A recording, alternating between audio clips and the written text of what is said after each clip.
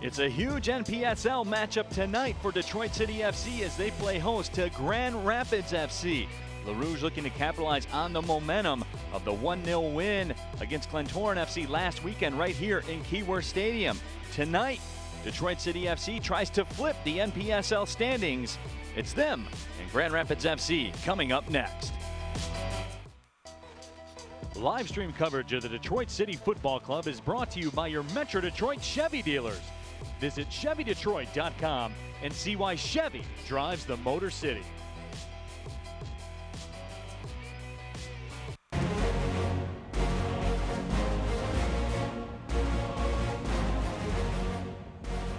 Good evening, everybody, and welcome inside historic Keyworth Stadium alongside my broadcast partner, John Krieger. My name is Neil Rule. Happy to have you with us. A big NPSL tilt on tap as Le Rouge plays host to Grand Rapids FC. And John, when you look at tonight's game, if you're City, what you want to do, you want to capitalize on that momentum off that 1-0 win over Glentoran. An exhibition win, yes, but a win nonetheless.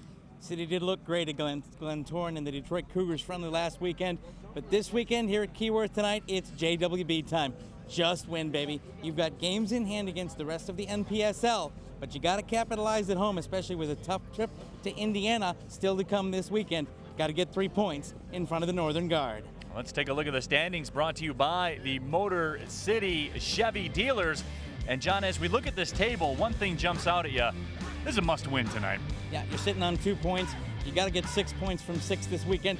That gets you up into the conversation. If you drop points at all, you start to see the pack kind of thinning out. You see teams like AFC Ann Arbor, Grand Rapids FC, the rest of the top of the division starting to put some space in between. That's something City can't afford. They do have a lot of home games in the second half of the league schedule, but you don't want to let the Rabbits run away and hide while you've got to go on the road. 3 points here a must, 3 points the rest of the weekend a must against Indiana. This is the third ever meeting between these two clubs. Grand Rapids FC got a 5-2 win in their home match last year. It was a 0-0 draw here at Keyworth Stadium last season. Detroit City FC, they have to flip the script here today. They absolutely do. But the good thing for Detroit City is that Grand Rapids FC hasn't been great in their last 2 matches either. They lost to AFC Ann Arbor on Memorial Day 2-1. They beat Michigan Stars at home 1-0. So they've only had 1 goal in each of their last 2 games. That means City can capitalize. Hopefully the offense for Grand Rapids FC is just as stagnant tonight. Let's take a look at the starting 11 brought to you by the Henry Ford Health Systems. And John, head coach Ben Pierman obviously making a tactical shift here today. Yeah, the first part of the season, Coach Pierman has gone with a 4-3-3. Tonight we see him shift to a 4-4-2. That puts some faith in the strike partnership of Tyrone Mundy and Tyler Moorman. They're 2 up front. They're going to be relied upon to put the ball in the back of the net. The 4 midfielders will counter against Grand Rapids 4-2-3-1, putting that extra body in midfield to try to get some space for the attackers. Moorman's coming in hot. Mundy has put in some good minutes for this club. It's a must-win for Detroit City FC, and we will have all the action as they play host to Grand Rapids FC coming up next.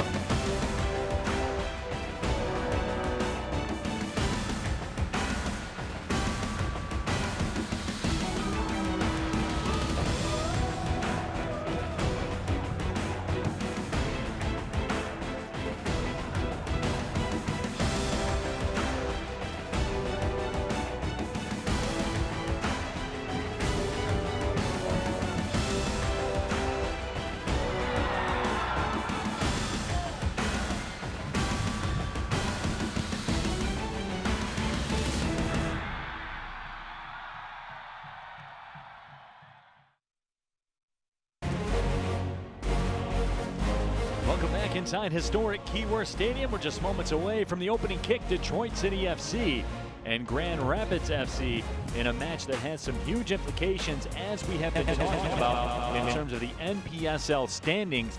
And John, monitoring the social media and all the buzz and the Detroit City FC fans and what the topics of discussion today were, it's not lost on them throughout the social media channels. They said tonight they're looking to bring their best effort here tonight as well. So there could be a little 12-man effect out there on the field. Well, certainly the Northern Guard is the 12th man every week here at Keyworth Stadium.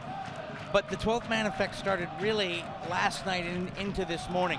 The founders of the Northern Guard, Gene, Ken, and Drew Gentry, urged their supporters to be positive with Detroit City FC, to barrage their social media accounts with positive reinforcement, to reach out to them and let them know they'd be standing with them tonight, and to say, look, we haven't gotten the start to the league season that we've wanted, but we're going to start to move on and move forward tonight. You had a good effort against Glentoran.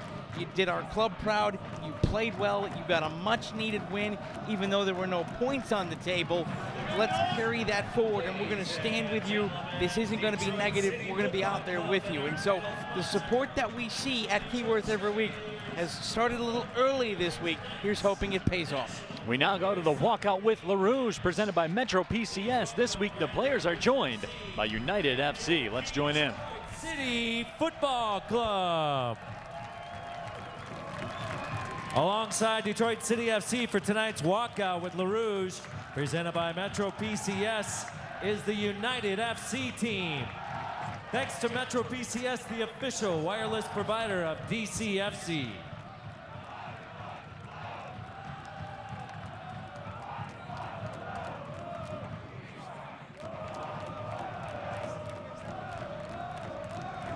And now for tonight's starting lineups, presented by Henry Ford Health System. For Grand Rapids FC, number 1, Noah Fazekas. Number 3, Peter Brown. Number 4, Tony Deacon. Number 6, Cam Kavanaugh. Number 11, Scott Doney. Number 12, Greg Timmer. Number 15, Costi Money. Number 19, Alex Mendez. Number 21, Caleb Postlethwaite. Number 26, Trent Beckner. Number 32, Anthony Bowie. Head coach of Grand Rapids is George Money. He's joined by Steve Hertzman and James Gilpin. Your officials for tonight's match are Donovan Nucha, Michael Nickerson, Brian Thomas, and Andrew Corsentino. And now, for your hometown Detroit City FC starting 11. Number 97, Tyrone Mandy. Number 96, Omar Sinclair. Number 28, Tyler Mormon. Number 46, Louis Dargent. Number 21, Aaron Franco. Number 14, Zach Bach. Number 13, Becky Goodman. Number 5, Stephen Carroll.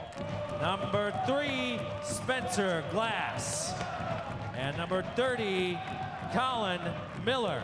And number 10, Cyrus Sadie. Head coach of Detroit City FC is Ben Pierman. Technical advisor is Klaus DeVore. Assistant coaches are Jordan Andrews, Josh Rogers, and Brett Mullen. Now, ladies and gentlemen, please rise and remove your hats for the national anthem, led by the Detroit City FC supporters section.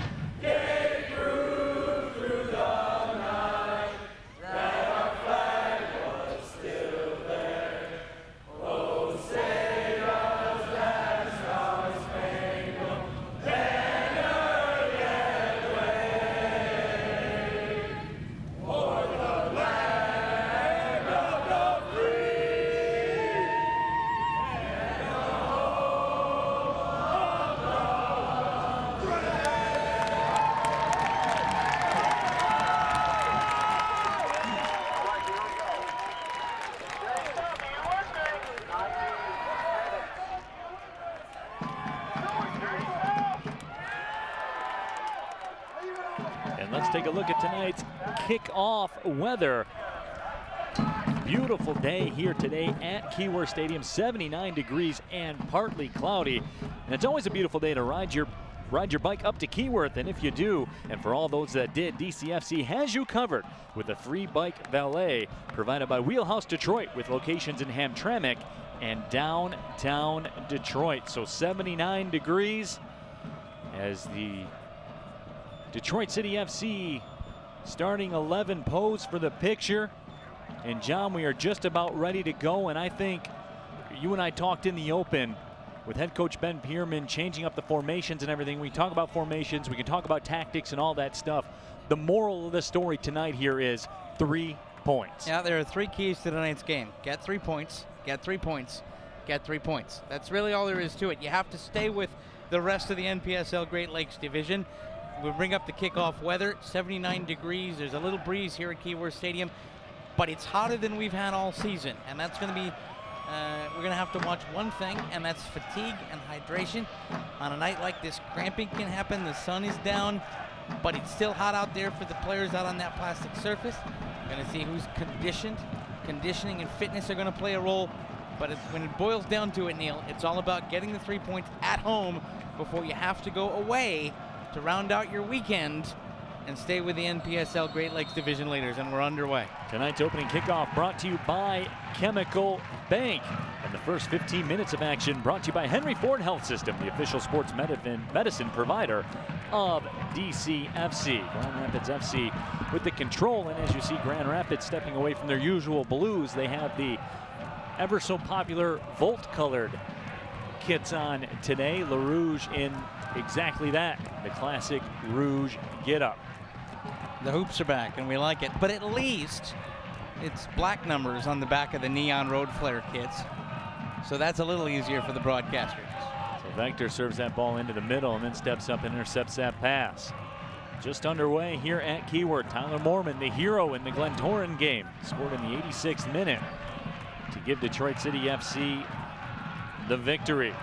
Ricky Goodman gives that one chase along the far sideline. First minute of action in the books. We talked about it in the open. It's a battle of formations tonight. Ben Pierman eschewing the 4-3-3 that we've seen to start the season, going to a 4-4-2.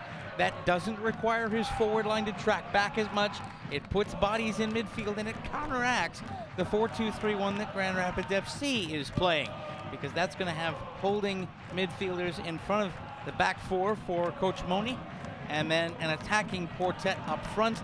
By moving into that 4-4-2, you have a little more freedom, a little more range in midfield for City's midfielders to go and try to do things, and it doesn't require your forward line, 1 or 2 members of the forward line, to track back and be a part of midfield play. So Ben Pierman looking for some static presence in midfield against the 4-2-3-1. Alex Mendez with some good footwork across midfield as Grand Rapids FC goes to work. They will try the left side. And that ball kept in temporarily for Grand Rapids. The throw-in awarded.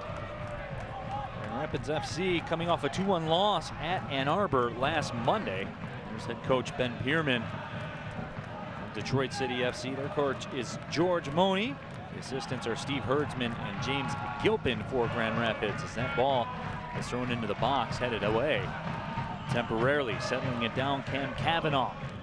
Cavanaugh turns around with it. Cavanaugh, the native of South Africa. Now Grand Rapids will send it back to Tony Deacon. Deacon's chip is deflected.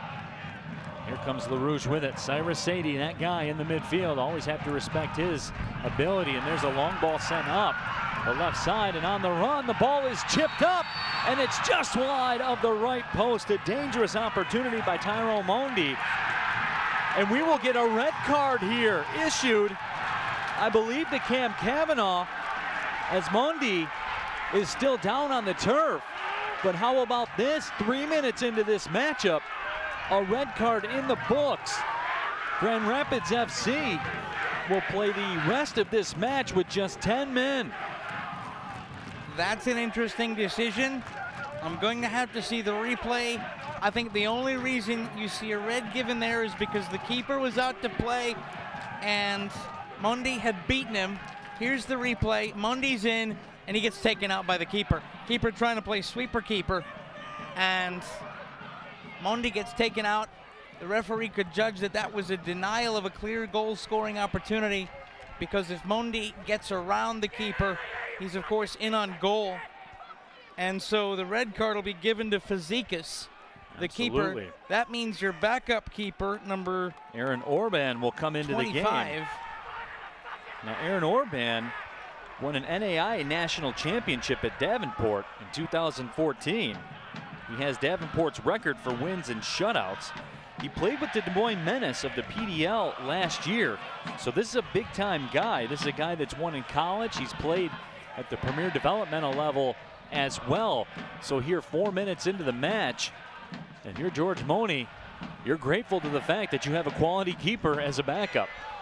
Well, that's what happens when Grand Rapids FC, he said we keep a big squad just to prepare for any possible situation. I don't think he thought that Noah Fazekas getting a red card for coming out, playing that sweeper keeper role, trying to challenge. If you're going to go to ground, you've got to get the ball. He missed the ball, and it's a denial of a goal-scoring opportunity. Those cleats were in the air. It's bad optics, man. It is. It's just bad optics. Bad challenge, late challenge, studs up, and you're the last man. And since you're outside of your area, you become an outfield player, which then means you're the last man, and you've denied a goal-scoring opportunity, and that's going to have you see red most times. So Cyrus Sadie's service into the box is put back out. But a throw-in coming for LaRouge. So Grand Rapids playing with 10 men for the rest of the way out. So certainly advantage LaRouge, as they will essentially be on an 85-minute power play if the numbers hold. Well, hopefully the numbers hold and City can keep their composure. The thing of this now for Detroit City FC is that the pressure is now all on LaRouge. Because if Grand Rapids FC lose this match, they have a reason. They had to play with 10 men. It's now City playing at home, up a man for 85 minutes. It's not if they win, it's they should win, and by how much. And so now you test your mental toughness. Because sometimes when you're playing up a man, the thing that happens for a side is to kind of switch off the gas, thinking the goal will eventually come and will eventually take a lead and win. You have to keep the foot on the pedal. You have to keep attacking. You have to go out and score, put this to bed early, and work on your goal difference and use that man advantage. Because now Grand Rapids FC are going to park the bus and close the turtle shell and tuck in and try to rescue a point down a man. So Aaron Orban now will put the boot to it. Grand Rapids FC in a hole here early on. Up to DCFC to take advantage. In league play, DCFC coming off a 2-0 loss at Ann Arbor. As you said earlier, John, they will hit the road and take on FC Indiana on Sunday. So a very quick turnaround, 6 huge points on the line this weekend. Detroit City FC with an opportunity to at least jump back into the mix. You already see from Grand Rapids FC now that they're down to 10 men. You've got to change the formation up. It's still 4 along the back line, and it's looking like a 4-4-1, or if I'm generous, a 4-3-2. They're keeping 7 at the back and putting men behind the ball and daring City to come up and challenge. Now they go wide to Omar Sinclair. Sinclair turns on the gas, makes the move to the corner of the box, chips it across. Cyrus Sadie steps into a shot and rips it wide with the left foot. Oh, nice hit, son, on the volley. Had the space to play it off the turf if he wanted. Confident in the volley. Got the boot up there, didn't miss by much. Nice strike by Cyrus. Omar Sinclair put it on a tee. Sadie with the volley strike just wide. You could see far post. You could see he was trying to bend that ball, Neil, and it just wouldn't bend for him. Sadie last year, 4 goals and an assist for Detroit City FC. Really the straw that stirs the drink through the midfield. Also very capable attacker as well. So Sadie not happy with the officials' work. Well, he has no reason to be unhappy, and also he has to know that in soccer, in football, when you go down a man or you go up a man in City's case, referees at this level, they shouldn't do it, but they often do. You'll see the little whistles to try to even things just a touch. I don't think you'll see a card given to even as a free kick is chipped in. But you have to play a clean game because it's perceived that you have an advantage now, and referees look at that, and sometimes the touch fouls get called, especially in the middle of the park. Quick throw in for Detroit City in the Northern Guard supporter section. Business has picked up here at Keyworth Stadium. Grand Rapids FC playing with 10 men. A red card to the starting keeper, Noah Fazekas, in the 3rd minute. It's put them behind the 8 ball. Detroit City, in what equates to a must-win matchup here today. They fancy themselves with an opportunity to climb back in the MPSL mix. They will go to work. Figure they will have a good deal of the possession the rest of the way. Probably, I'm guessing, John, maybe even a 65-35 split, you would think. Or higher. Or higher. And Grand Rapids FC is in a 4-4-1, and it's a tightly packed 4-4-1. City's got to find the window in a park bus. Couldn't find it there. As the ball went to the new keeper, Orban. Orban will drop it. Orban very deliberate in his move so far since he's come into the game. Here's Franco through the midfield. Sends it wide again to Omar Sinclair. Sinclair has it touched away.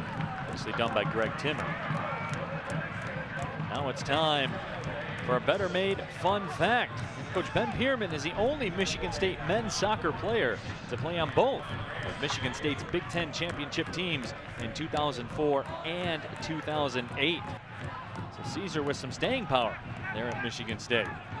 That program up there under the longtime guidance of Coach Bauman, and then taken over by Damon Rensing. It's a quality soccer program up at Michigan State, and now with the new DeMartin Soccer Stadium as part of Old College Field, they're able to recruit better athletes. It used to be, as an Olympic sport, kind of an also-ran up in East Lansing. That's not the case anymore. We got our first couple tweets of the evening from our good friend Gus Macker. Says he's checking in from cloudy Key Largo, but the boat is loud with you guys on the mic. Hashtag Watch City, and fans, you can send your tweets with the hashtag Watch City. We'll get to those periodically as time allows. NGS Hogs tweets at us, says, I'm ready to watch City from Kansas City. Let's go. And that's been the overriding theme from the Detroit City FC supporters. The kids would say they're turned today, John.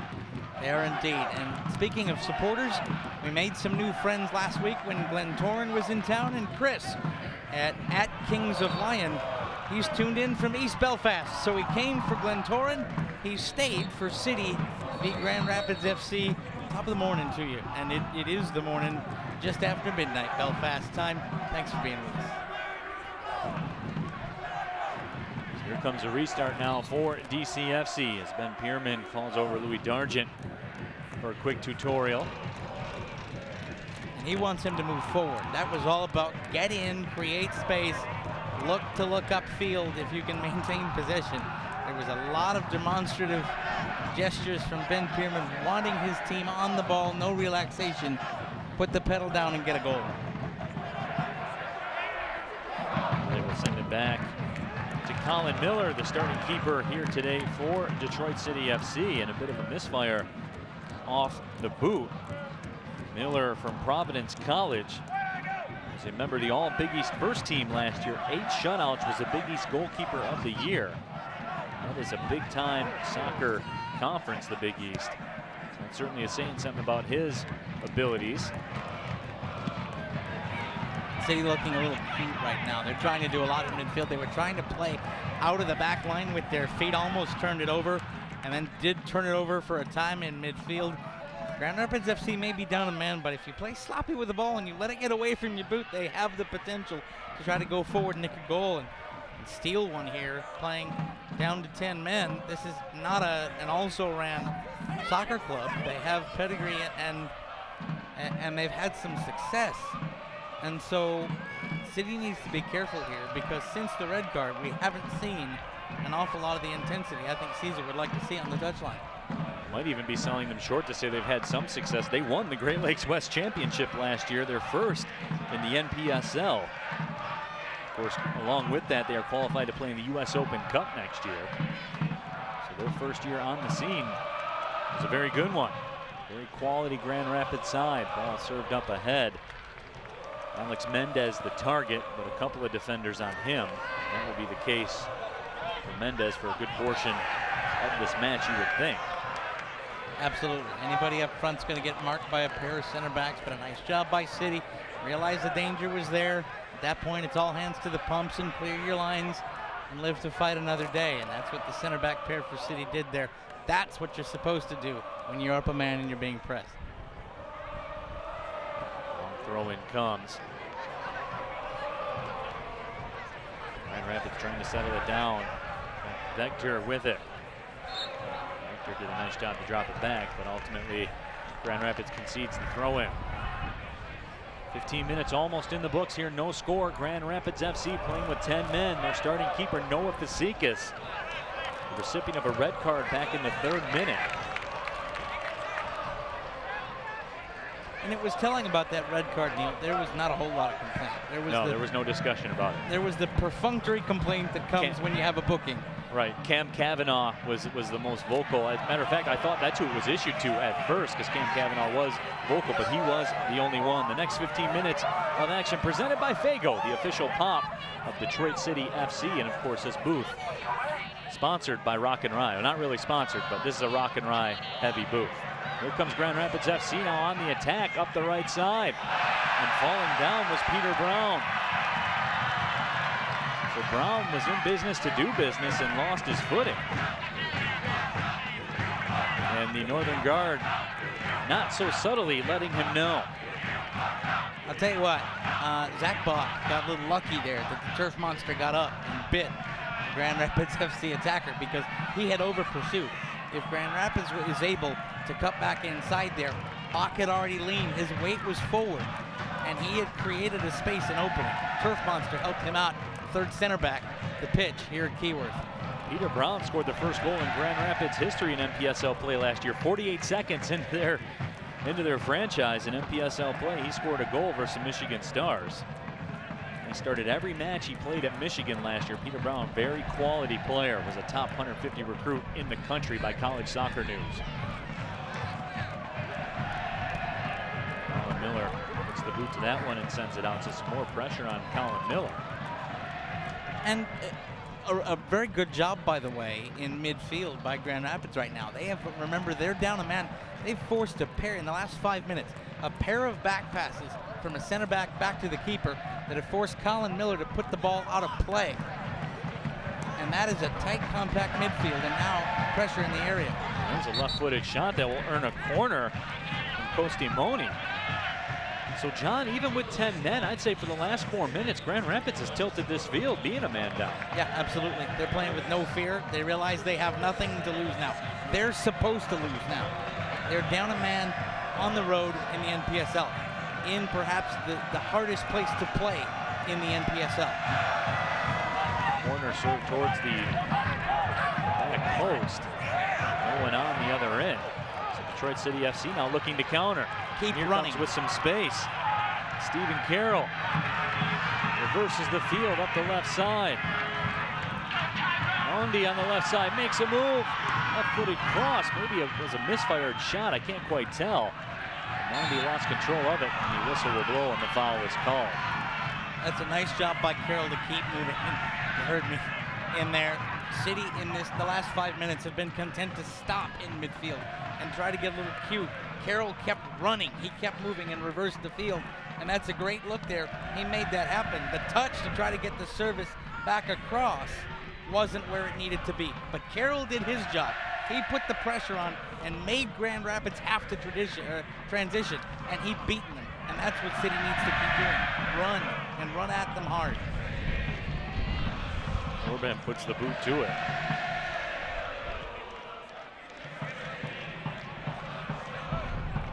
Rouge will settle it down and look to attack again. Patience the key when you're playing with that man advantage. Louis Dargent with some moves through midfield. Mondi. Circle, and they will matriculate it up the left side.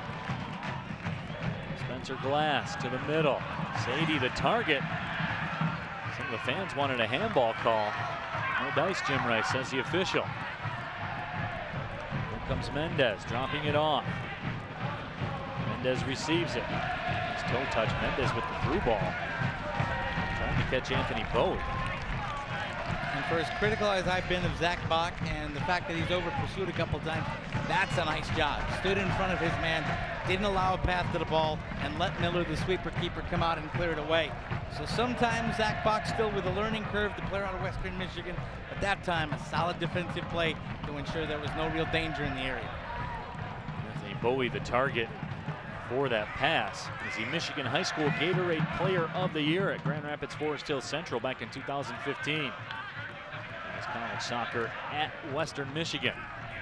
Here comes some pressure from Mondi again. And first Orban to have to get rid of it. Mendez in the midfield. Well, nicely done again by Mendez. Does a tremendous job, John, of having the ball, using the hip to shield, and then making his move. And doing it cleanly. That's the thing. If you're going to use your hip to shield away the ball, if you're not technically sound about it, your body can get loose, a leg can get out there, you create opportunities to have a foul called on you. But if you can keep your body within yourself and really use top to bottom the body to be that physical presence, you see what Mendez does. Another throw-in coming for Grand Rapids. City with a low line here, allowing that 6-yard box to have some traffic in there. But Miller very calm in his area. Some more tweets with the hashtag #WatchCity. Mike White tweets in, says couldn't make it a keyword today. Good thing there is Watch City. Jerry Kirkwood, Big G, watching the DCFC match in the Bear Pit in East Belfast. Good luck, City.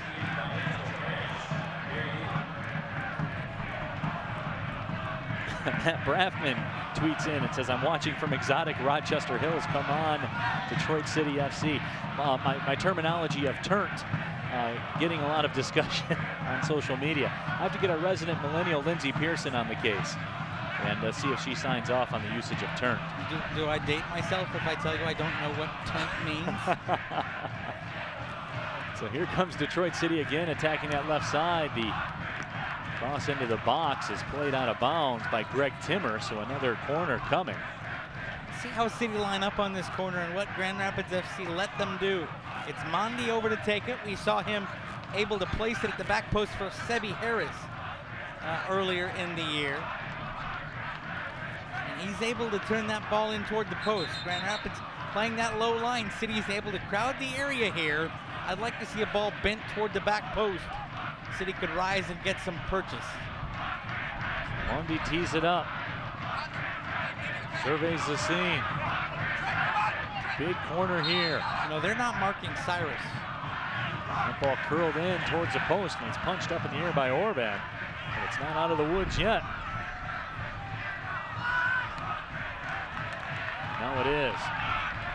Well, I got the ball I wanted on the corner, but Orban rose above all the trees and a very calm and confident punch. There's a stoppage in play. We have a player shaken up for Grand Rapids FC. And while we have a moment, let's take a look at our Grand Circus player profile. Colin Miller, the goalkeeper, here tonight for Detroit City FC. Redshirt at Providence College. And we talked about the 2016 Big East Goalkeeper of the Year. 3 starts for the Rouge so far this season. You can read the full Grand Circus player profile on DebtCityFC.com. You know what I like about Colin Miller? He's a sweeper keeper that isn't reckless. He came out, and there was a moment when he could have gotten beaten last week, or could have gotten beat last week against Glentora, and the chip went just wide, and so his blushes were saved. But he's calm, he's cool, he's collected, he controls his area, and he knows when he has to be that 5th defender along the back line and is smart about it. And Ben Pierman, with the line that he likes to play and the way he likes to attack, needs that keeper to be a sure hand along the back line. Mendez coming back into the game for Grand Rapids FC at the next opportunity. Already down to 10 men. Starting goalkeeper, Noah Fazekas, caught a red card in the 3rd minute. So far, so good for Grand Rapids FC, John. I think you have to say it's gone about as well as you could hope it to go for them. They've had an opportunity or two even down the man. But they've done a nice job, especially defensively. They have. They have actually controlled large portions of the game since going down to 10 men. Here's the positive. If you're City faithful and you're wondering why the home team broadcast is admitting that Grand Rapids FC have controlled large portions of this. The clock right now reads 24 minutes and 6 seconds. This is a 90-minute match. You have to run extra when you're playing with 10 men. And granted, we're playing in a league that doesn't limit you to just 3 subs. And so the ability to bring on extra players or different players and reinforcements is there. But it doesn't change the fact that your starters have to make up the gaps in the red card, having to bring an outfield player off to bring in the reserve keeper. And so hopefully City can take advantage of that with Pierman's fit boys toward the end of the match. Mundy's corner is short. It's headed out of play off the scoreboard, actually. So Mundy will get another crack at it. This time he plays it short to Cyrus Sadie. Sadie hesitates, makes a move, cross, again goes out, another corner coming. So Detroit City FC now, John, applying some pressure. You have Dargent on the back post. He can rise for a ball. Carroll is out toward the 6-yard box. He can rise for a ball. They bend it in. It's headed out nicely by Tony Deacon.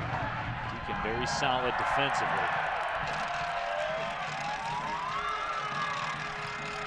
They are packing in behind the ball, our Grand Rapids. There's really no space to play the ball along the ground in the area on a set piece like that. You're going to need to use the aerial game to make them respect it. There's Spencer Glass with it. Sadie trying to turn his magic. Grand Rapids FC with a turn and burn clearance. Gives us an opportunity to get you some more tweets with the hashtag WatchCity. Aaron Agnew says, watching the game. Good work as always, guys. Certainly appreciate that, Aaron. Thank you. As that ball comes out to Cyrus Sadie, left-footed shot is just wide of the left post. So Cyrus Sadie with some heat again. It comes up empty here as 26 minutes officially in the books. NGS in Alamo City says, I'm watching City from San Antonio, Texas. As we take another look at the left-footed shot by Cyrus Sadie. Nice move there. Sadie lost his marker and had some space and just couldn't turn it in. It appears the NPSL has the book on Cyrus Sadie. They realize he's someone, a force to be reckoned with. Every time he steps from 30 yards to goal in, he's got a marker with him. And so the marker was there. He was able to turn and get away for the slimmest of seconds and just couldn't turn it in on goal. But watch how closely he is marked anytime City get inside 30 yards from the Grand Rapids net. Cyrus Sadie will throw it in. Detroit City FC looking to go into work, up a man, and there's Sadie with it. Also got a tweet from Brian, says, I'm watching from Murfreesboro, Tennessee. Sounding great, guys. Go City. Appreciate those words, Brian. Appreciate you checking in from Tennessee. Pass to Sinclair goes over the line. There will be a throw-in coming for Grand Rapids. Trent Vector tosses it in. Vector out of Calvin College was a D3 Soccer Defender of the Year. Also a D3 Soccer All-American during his time at Calvin. Costimoni on the left side, but again, John, 2 defenders waiting for Costimoni at every single turn. Yeah, they know what he can do as well. Coach's kid, he knows what dad wants to do from the touchline. And so Becky Goodman comes over, closes down. Nice job to come in and make that play.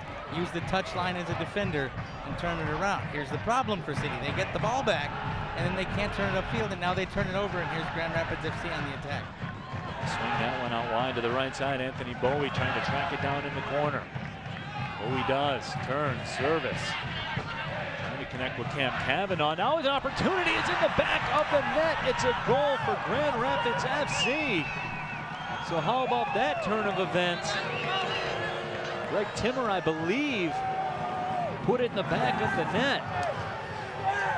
Grand Rapids FC, down a man, has come out here and shocked this Keyworth Stadium crowd as they take a 1-0 lead here in the 29th minute. Well, Timmer's goal was nothing more than a big old bounce with a big wide net. He took advantage of the loose trash in front. But it all started because City's back line didn't clear their line. He tried to head it out of danger, but the center back who rose here, we'll take a look at who comes in for City, didn't look around and see that there was a man coming in, headed it backward, trying to play it out. In that situation, put it out of play. It's okay if you concede the corner. But when you're isolated in front of your keeper like that, and you don't get good purchase on the header, bad things happen. He probably never saw the man behind him, and the man behind him put this club down 1 goal. So now we'll have to see if Detroit City FC comes with some urgency. Still with the man advantage though, Grand Rapids FC playing with 10 men.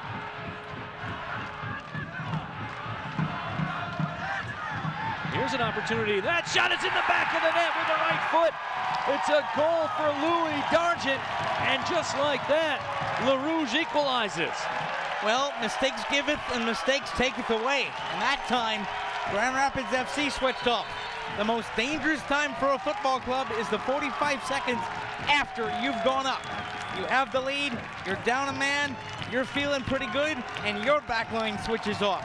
And when we get the replay here, we'll see City comes in, nice job to put the ball into the area, the defenders switch off, and all of a sudden, Dargent never stopped his run. He just kept burned past a marker, and just like the other end for City, that's a defender trying to make a play with his head that's a little too difficult. And what it ended up doing was putting it on Dargent's boot. We're level at 1. And now there's some energy, so just as quickly as the energy was sucked out of the stadium, new life is breathed back in for the Northern Guard and all the supporters as these smoke bombs emanate from the supporters section. We are Sarge square on looking 1. good. Absolutely. Sarge always looks good, man. He does. That cat stays fit. The next 15 minutes brought to you by Phoenix House, the official building partner of Detroit City FC. Now we'll see if the proverbial floodgates can open for Detroit City. Alex Mendez makes the play, and there's Vector. It was his mistake to equalize this match for Detroit City FC. And John, for the first time here tonight, Grand Rapids FC under some pressure now. This next 5 minutes is going to be huge. Oh, nice touch, get there, but instead it goes into the area and it's easily handled. This is what City needs to do.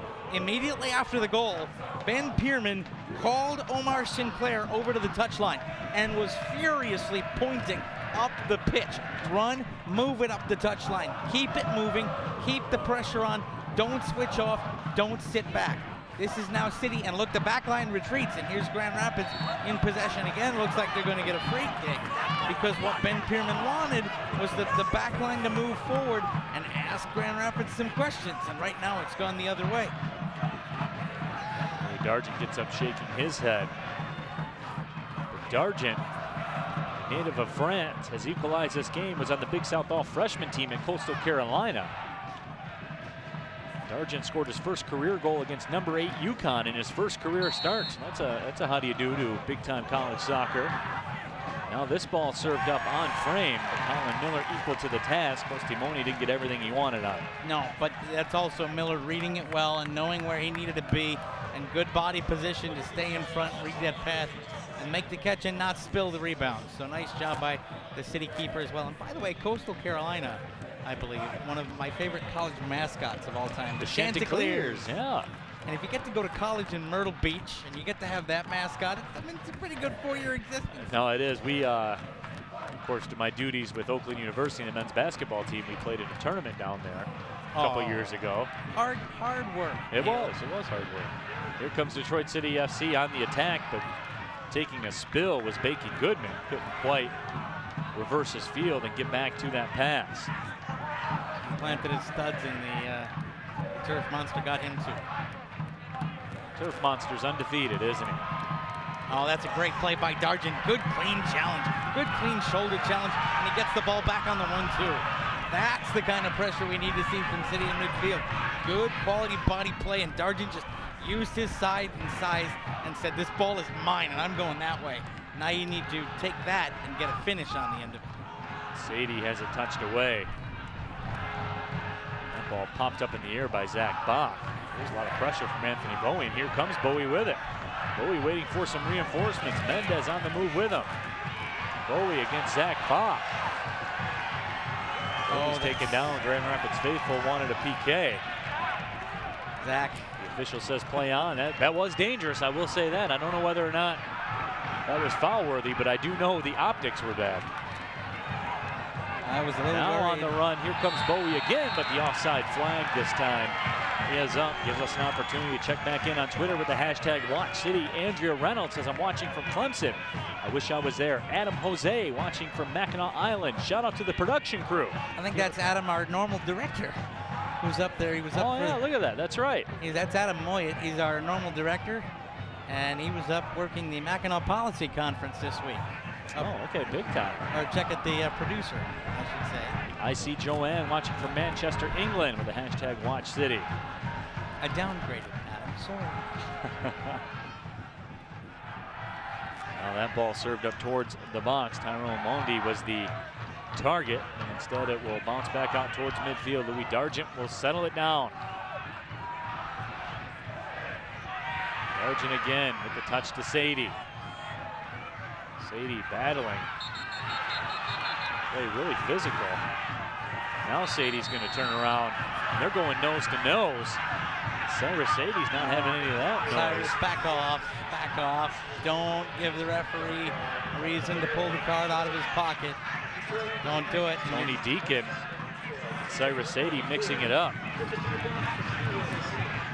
And the official now wants a group hug or something to iron out the differences. I think Sadie, all that Sadie did was play hard. He was just going after the ball. Let's take another look at it. You know, we'll see this. Sadie was just playing hard, going after the ball, and it looked like Deacon was the one that had the problem. You see here. Now Cyrus didn't like that little touch. Yeah. And that little bump. But that's a little headbutt there. Yeah.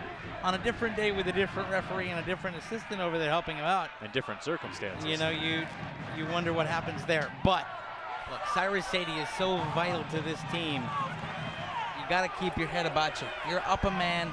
Don't give an official the reason to pull out a booking, even if it's bookings on either side. Cyrus Sadie with a booking is a lot more dangerous than any Grand Rapids FC player playing on a booking, okay? You don't want to have Cyrus have to think about a challenge because he's already on a yellow. And if you pick up a yellow because of that little extracurricular, no respect on the pitch and all that, you put your team down. He's very lucky that all he got was the naughty boy speech, and he gets to play with the without having to play on a caution. I don't really have a problem with it, John, because Deacon was in the mix too. So I don't have a problem with it. Well, I can see that, but Deacon was in the mix too, man. So, you know, and Cyrus Sadie's been around. He knows what he's doing out there. He knows exactly how far he can go, I get the feeling. I would hope so. And you know what? You're right. He was right because he didn't get the booking. But you beat me to that one, John. I was gonna say, and I'm right too, John. You know how I know? There's a left foot shot that's deflected, and now it's loose in the box temporarily, and Colin Miller will pick it up. But that got more dangerous than it needed to be. Say what, that's soccer's version of a seeing eye single right there. No question. Got through everybody. All of a sudden, nice job by the city back line to close down at the last minute. 37 minutes on the clock. We're level at 1. Advantage Grand Rapids right now. They're playing down a man. They've played down a man for the last 34 minutes. And they're still level. They actually led. City has not in this contest. So Ben Pierman needs to see the influx of energy and the passion he saw in the second half last week against Glentoran as we get ready to build toward halftime here and move into the second 45 minutes. Tyler Moorman, the target. I haven't really said Moorman's name a lot, but we did say his name in the 86th minute in the match against Glentoran where he took on the world and scored a goal from in close. Greg Timmer plays it up towards midfield. Grand Rapids FC continuing with strong possession, even being down a man. Neil Rule, John Krieger with you. Happy to have you along on a beautiful night, maybe the best night of the summer so far. There's a through ball that almost got through to Bowie. So Anthony Bowie, John, has been very dangerous here today. He's been dangerous the last 3 outings for Grand Rapids FC. He's the only Grand Rapids player to score in their last 2 games. He had the game winner against Michigan Stars in Grand Rapids. He had their only goal at Holloway Field on Memorial Day. He knows what to do with the ball. And as you see there, he's unafraid to try to make a run and create a target for the long ball to go through. And when you're playing the 4-4-1 or 4-3-2 that we're seeing Grand Rapids switch between, you're down a man. If you have a front man that runs like that, it's all about giving that target and seeing what happens and seeing if you can beat that center back pair. And so far, he's had a lot of joy making those runs. Well, John, I'll ask you this question, and we saw Alex Mendez, and that's what brought it up to me because I saw Mendez make the run, but here comes an attack now for Detroit City on the left side. Mondi with it, turning around. Now we'll swing it back out. But we just saw Mendez make an aggressive run. Being down a man, John, that will take its toll. You can do that in the 38th minute, but can you do that in the 75th minute? Well, the ball will trickle over the line out of play. That's what City is hoping. The answer is no. And it's also worth noting that on the season, Grand Rapids have only scored 6 goals. And their 6 goal scorers are on the pitch right now.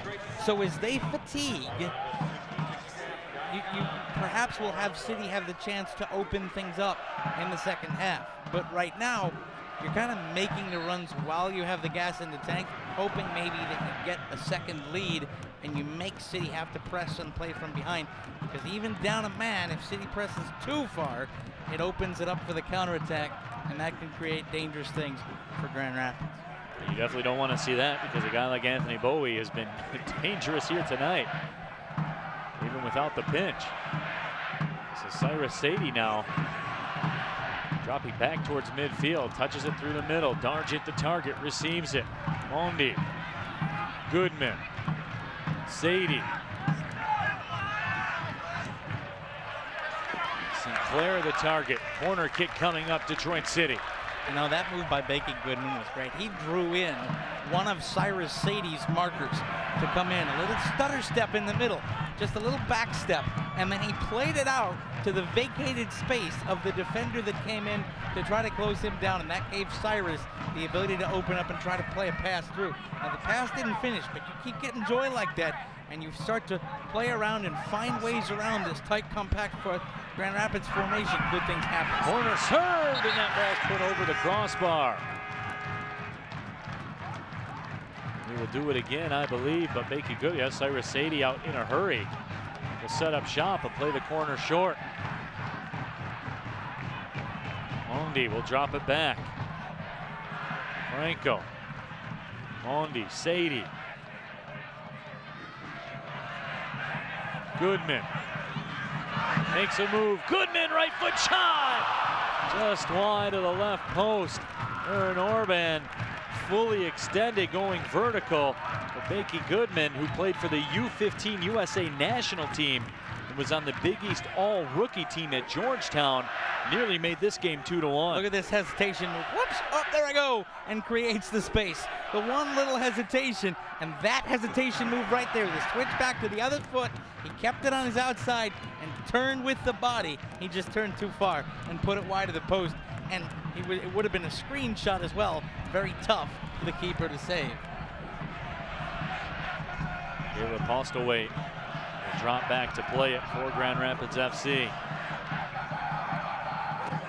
Sinclair sends it back. Now LaRouge has flipped the field a little bit. They've tilted it over the course of the last couple minutes.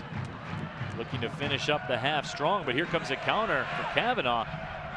But a good recovery by Goodman, and he gets it back, and now he's looking to counter. Goodman through space, goes to the left side. The offside flag was not up. It's served back up towards midfield. Postimoni. Sinclair. Sinclair wins the throw-in. A couple of times there, City could have been whistled for a foul. Nice job by our referee today to take a look at how easy players go down.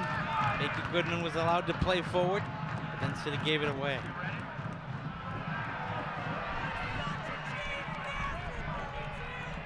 City back line very high right now.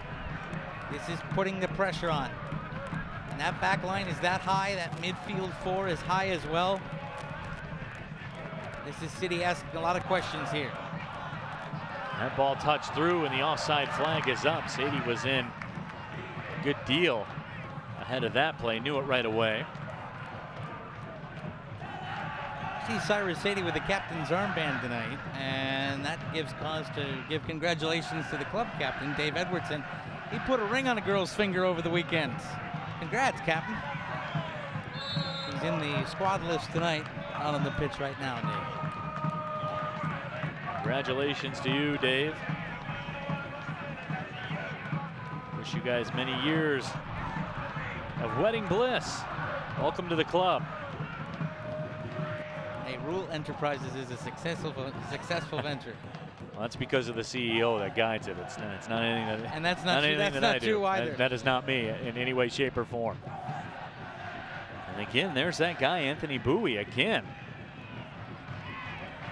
In the mix. I mean, just every time, Johnny, you want to say for some reason the ball always finds Bowie, but it's not an accident because he's always around it. Yeah, the ball finds him because he works to get there. Right. It's not him being in the right place at the right time. It's him knowing what the right place is and getting there and continually putting pressure. And you see him, and he's running next to Zach Bach a lot. I think he's seen Bach is a very aggressive center back. And so if he's going to run and let Bach be his primary marker, he's hoping perhaps he can catch the center back over pursuing and get some space in behind. Almost into stoppage time here in the first half. Neil Rule, John Krieger with you. There's Bowie again with a touch. And this touch by Bowie finds Moni. Moni dumped. No, Moni went over and he got told to get up by the referee. He looked for contact and the referee advised him to get back up on his boots. We are in stoppage time. Lost to wait. There'll be 2 minutes of stoppage time. Goodman settles it down. See if LaRouge can mount one more attack here in the closing moments of the first half.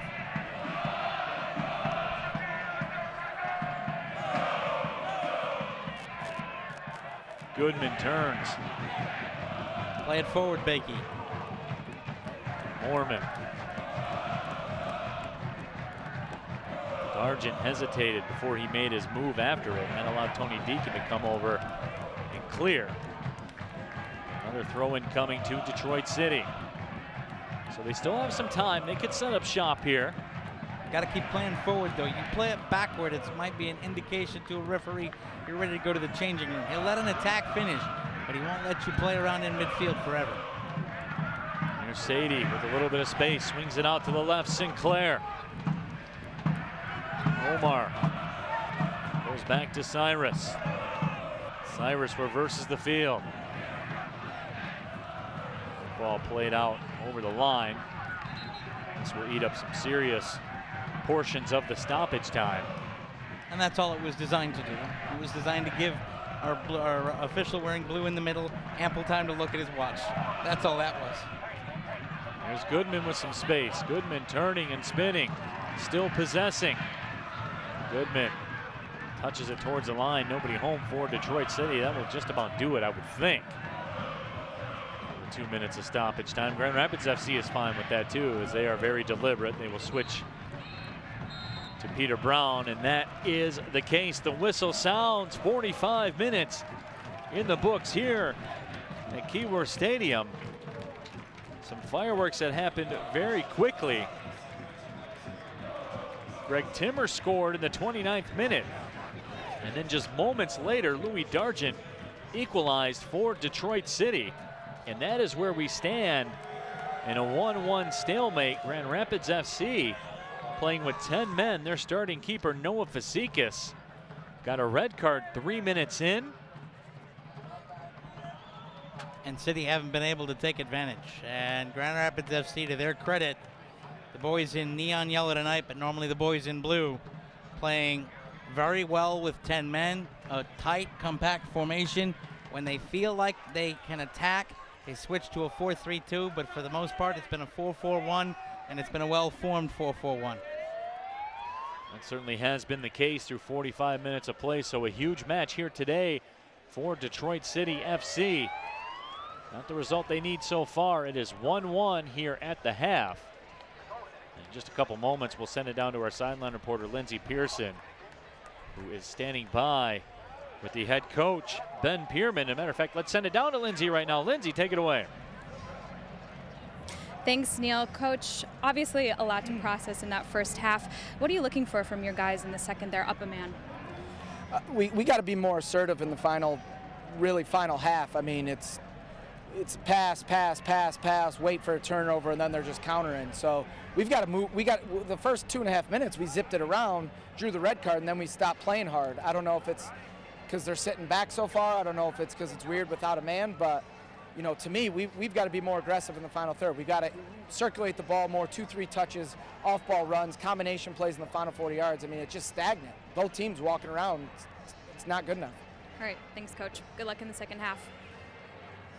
Thank you very much, Lindsey. And John, Ben Pierman really echoed your sentiments that you talked about. It was going to be a dangerous time right after that red card.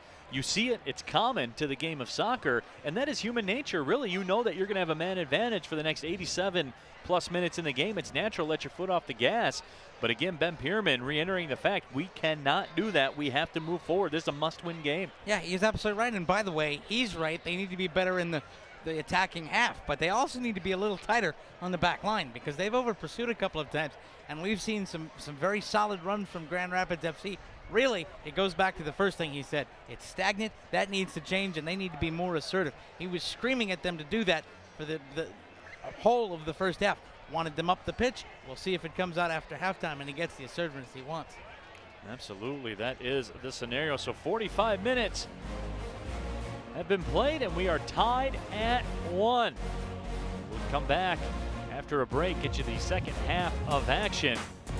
A must-win game here for Detroit City FC. I know it's early, but that is the case, as they will have the man advantage for the second half as well. 1-1 the score through 45 minutes of play. We'll be back with the second half of action. It's Detroit City FC Soccer.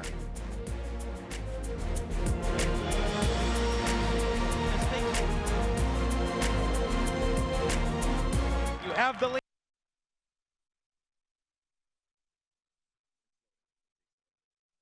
Give me like a minute, guys. Here's what to get it started. Mine works. Bob realized his network coverage was a no-show.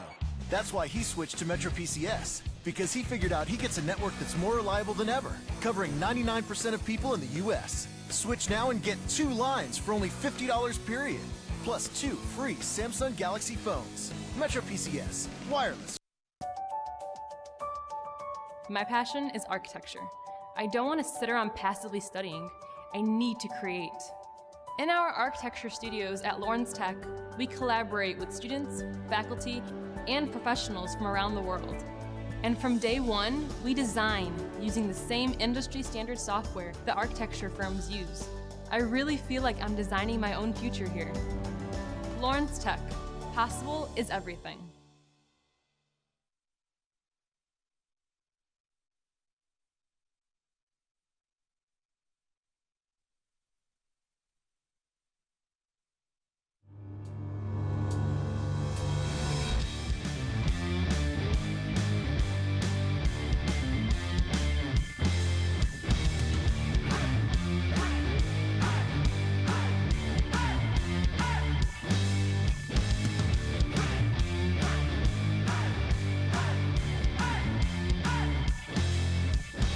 I love helping people get what they need. So when you order with ClickList from Kroger, I make sure you get everything you ask for, just the way you like it. Whole organic milk? Done. 2 ripe bananas and 1 green. And today's fresh bread? Got it. With ClickList, I'm your personal shopper, so you can trust me to pick out exactly what you want, bagged and ready for when you arrive. Try ClickList at a Kroger near you. Order online, pick up curbside at store with same-day pickup now available. Visit Kroger.com/ClickList. DTE Energy is committed to giving back. So DTE employees volunteer thousands of hours, working in over 450 communities, with more than 280 charities across Michigan. Why? Because we don't just deliver energy, we want to empower people in the communities where we live and serve. DTE Energy, Know your own power.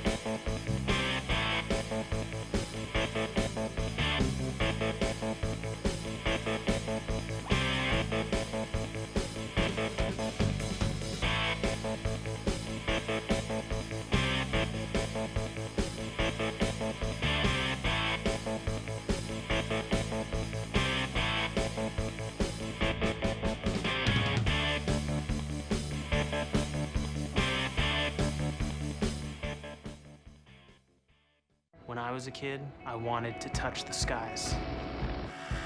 I wanted to invent things. I wanted to protect others. I wanted to challenge myself. I wanted to make a difference. I knew that one day I would be the difference. I am a special missions aviator. Clinical nurse. Pararescueman. I'm Captain Chris Niels, and we are American Airmen. See more at airforce.com.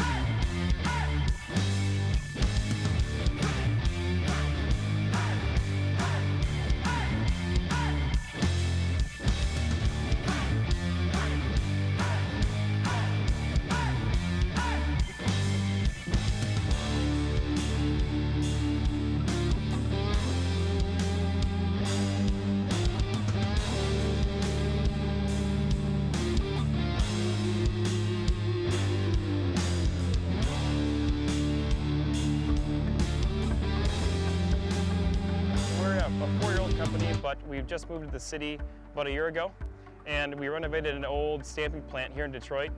And we're focused, and our mission is to create and design super efficient homes and urban infill buildings using the methodology of Passive House, and package that into a pre-built shell that's made here in Detroit. And we're allowing to do different creative designs, again, for single-family urban infills made in the shop in Detroit here. Everything we take is from design to rough frame to putting the layers on in the shop. So we actually create the wall panels here in Detroit in our shop. We load them up on that fancy trailer, and then we ship them out to the site like we did today. We discovered DCFC was about earlier or late last year, and we didn't have our building squared away yet last year. So really wanted to come on strong with you guys this year, and just really be a supporter of the team. With your new move, that's fantastic. And be able to help any way we can, which we thought was kind of a creative use, is just to have a way to have some outside. So we're excited to be here with your new stadium this year. So today we're putting together the prefab shell. It's consisting of wall panels, roof panels that we made prefab in the shop. And so everything's pre-insulated. It comes with some siding and a weather-tight layer. So that's what we're working on today to get that wrapped up and weather-tight today. Some of the science we've baked into these panels, into the roof design and details, is extra thickness for extra insulation, which allows us to have a higher R value and something that we call thermal bridge-free detailing. So everything is going to be what we call super insulated and airtight, and we're able to do that on these walls and roof panels that we've pre-built in the shop. It's going to be good. It's been a couple weeks here preparing. We're really excited. All the guys are actually pretty excited. I saw them taking snapshots with their phones and stuff, but it'll feel good to see when it's all wrapped up, it's weather tight, people can go buy, you know, their merchandise.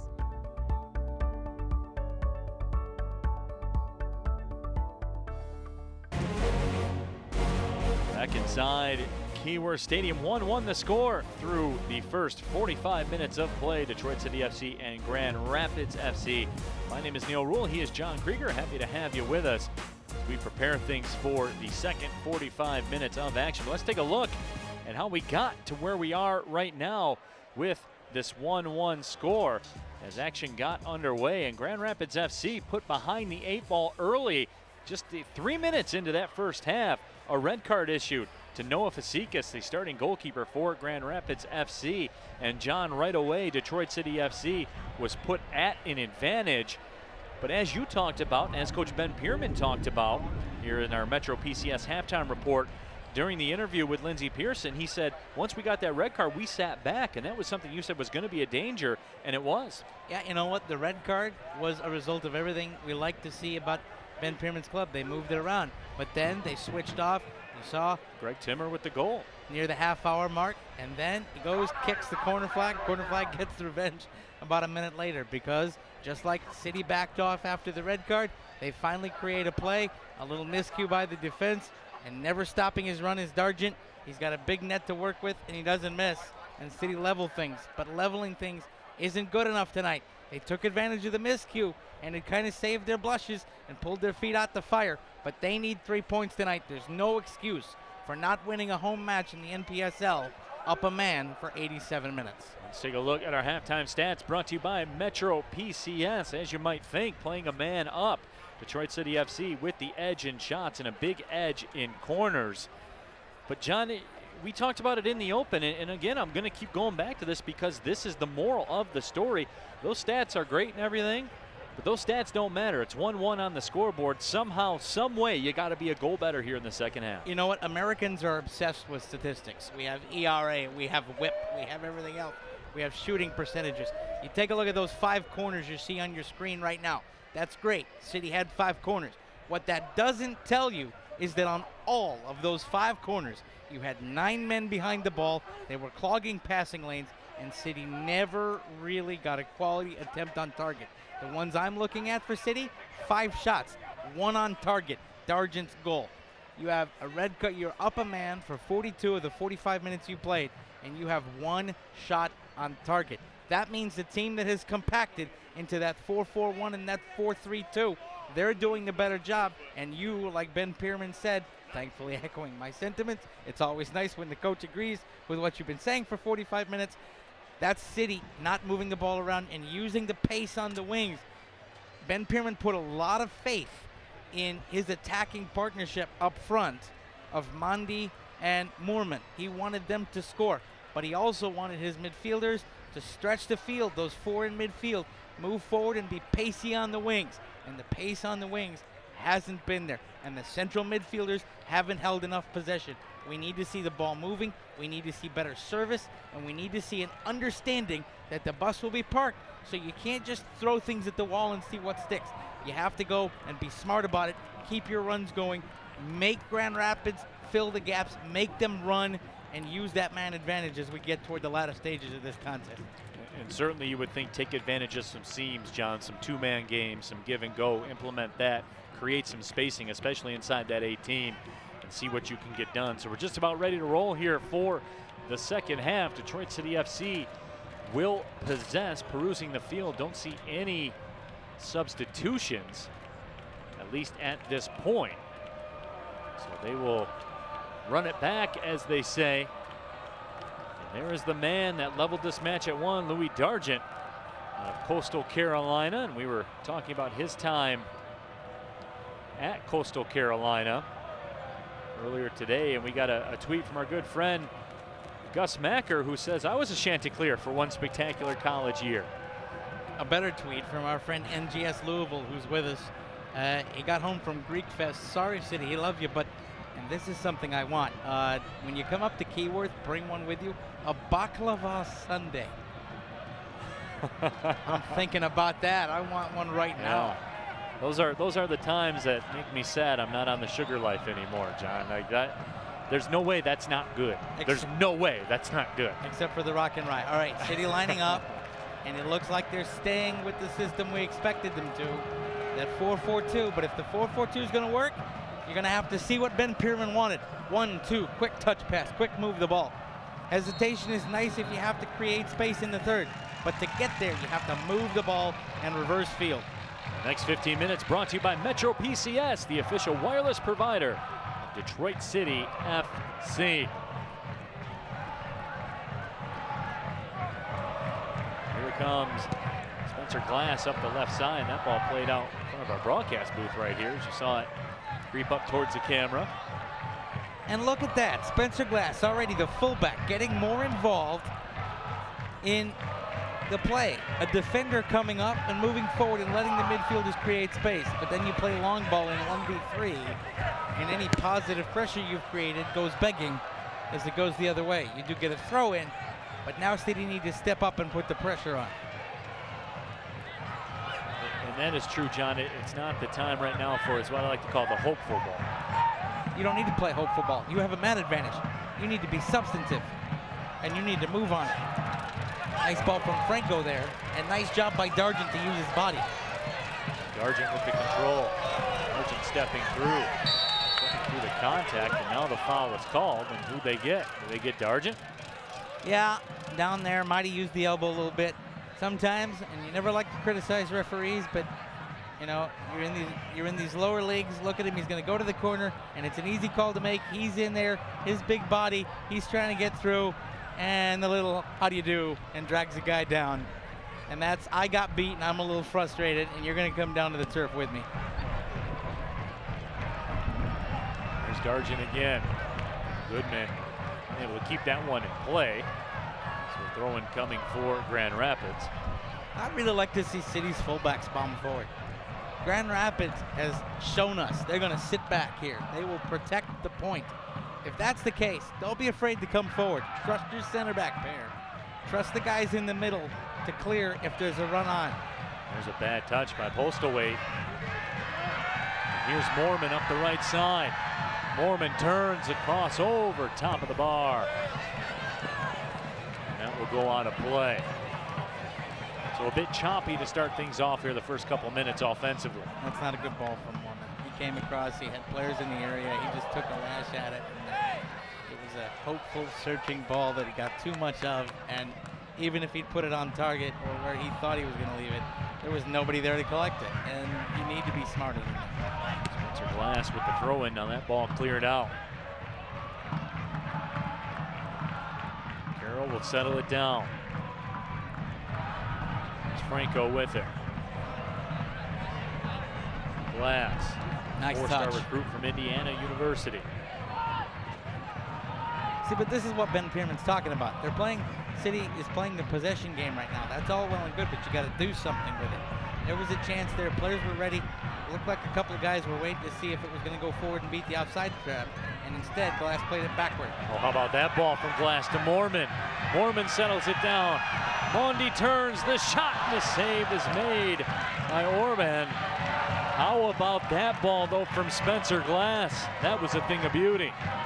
I'll tell you what, for as much as I gave Spencer Glass a little bit of grief, that was a money ball coming forward. And look at this touch. Moorman keeping control, almost overran it, left it off. And a nice job to fight and create some space. That's a better save than it looked like. That wasn't easy. Keeper's body was already down, and he reaches out and he makes the grab. That's a nice job by Aaron Orban between the sticks. Some more tweets with the hashtag #WatchCity. John Rauschman tweets in, says, I'm watching in Ferndale. I should have went down, but the streaming is still nice. Let's get 3 points. I'm sure everybody echoes your sentiments, John, but we appreciate you checking in. My And in just Louisville going to try to bring me a baklava Sunday in July. I like it. There's another beautiful ball from Glass and just out of the reach of Moorman, but Goodman will touch it up, and coming off the line is Orban to make the grab. So, you know, Moorman slowed up there. He conceded that ball to the keeper. I'd like to see him run at that. I'd like to see him, Orban, have to come out to the edge of his area and make a decision. Constant pressure, constant decisions. You know, and sometimes you conserve energy, but it wasn't that far a run. Keep the pedal on, run at it. Comes Costimoni, sending it up the left side. Vector played it towards the middle. There's a left-footed shot that got fired away. And Goodman's down inside the box. That ball's headed up and out of play by Peter Brown. But again, Bakey Goodman taking on one the for the turf. team.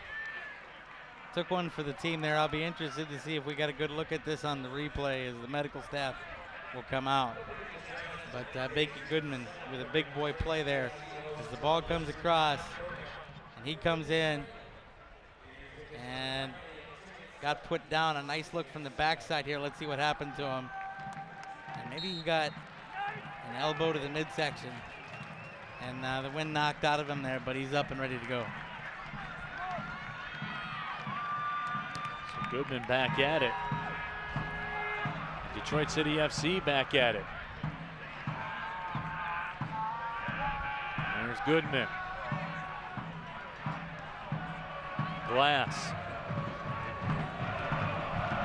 Spencer Glass played in the MLS U17 Generations Adidas Cup with Chicago Fire. Here's Moorman. Sends it wide to Sadie. Sadie's cross will earn a corner. Peter Brown is going back to pick up his shoes and something else because he got worked out of his boots by Moorman.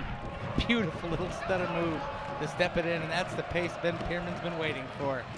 Let's take a look at our weekly trivia presented by Fago. See, that guy's got it working, the He's pizza got the party and the pop. Fago. Yes, he does. This week's question, what is Bakey Goodman's favorite Fago flavor?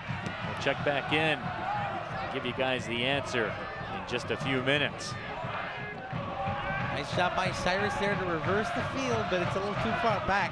Ran on the pitch, ran away from Aaron Franco.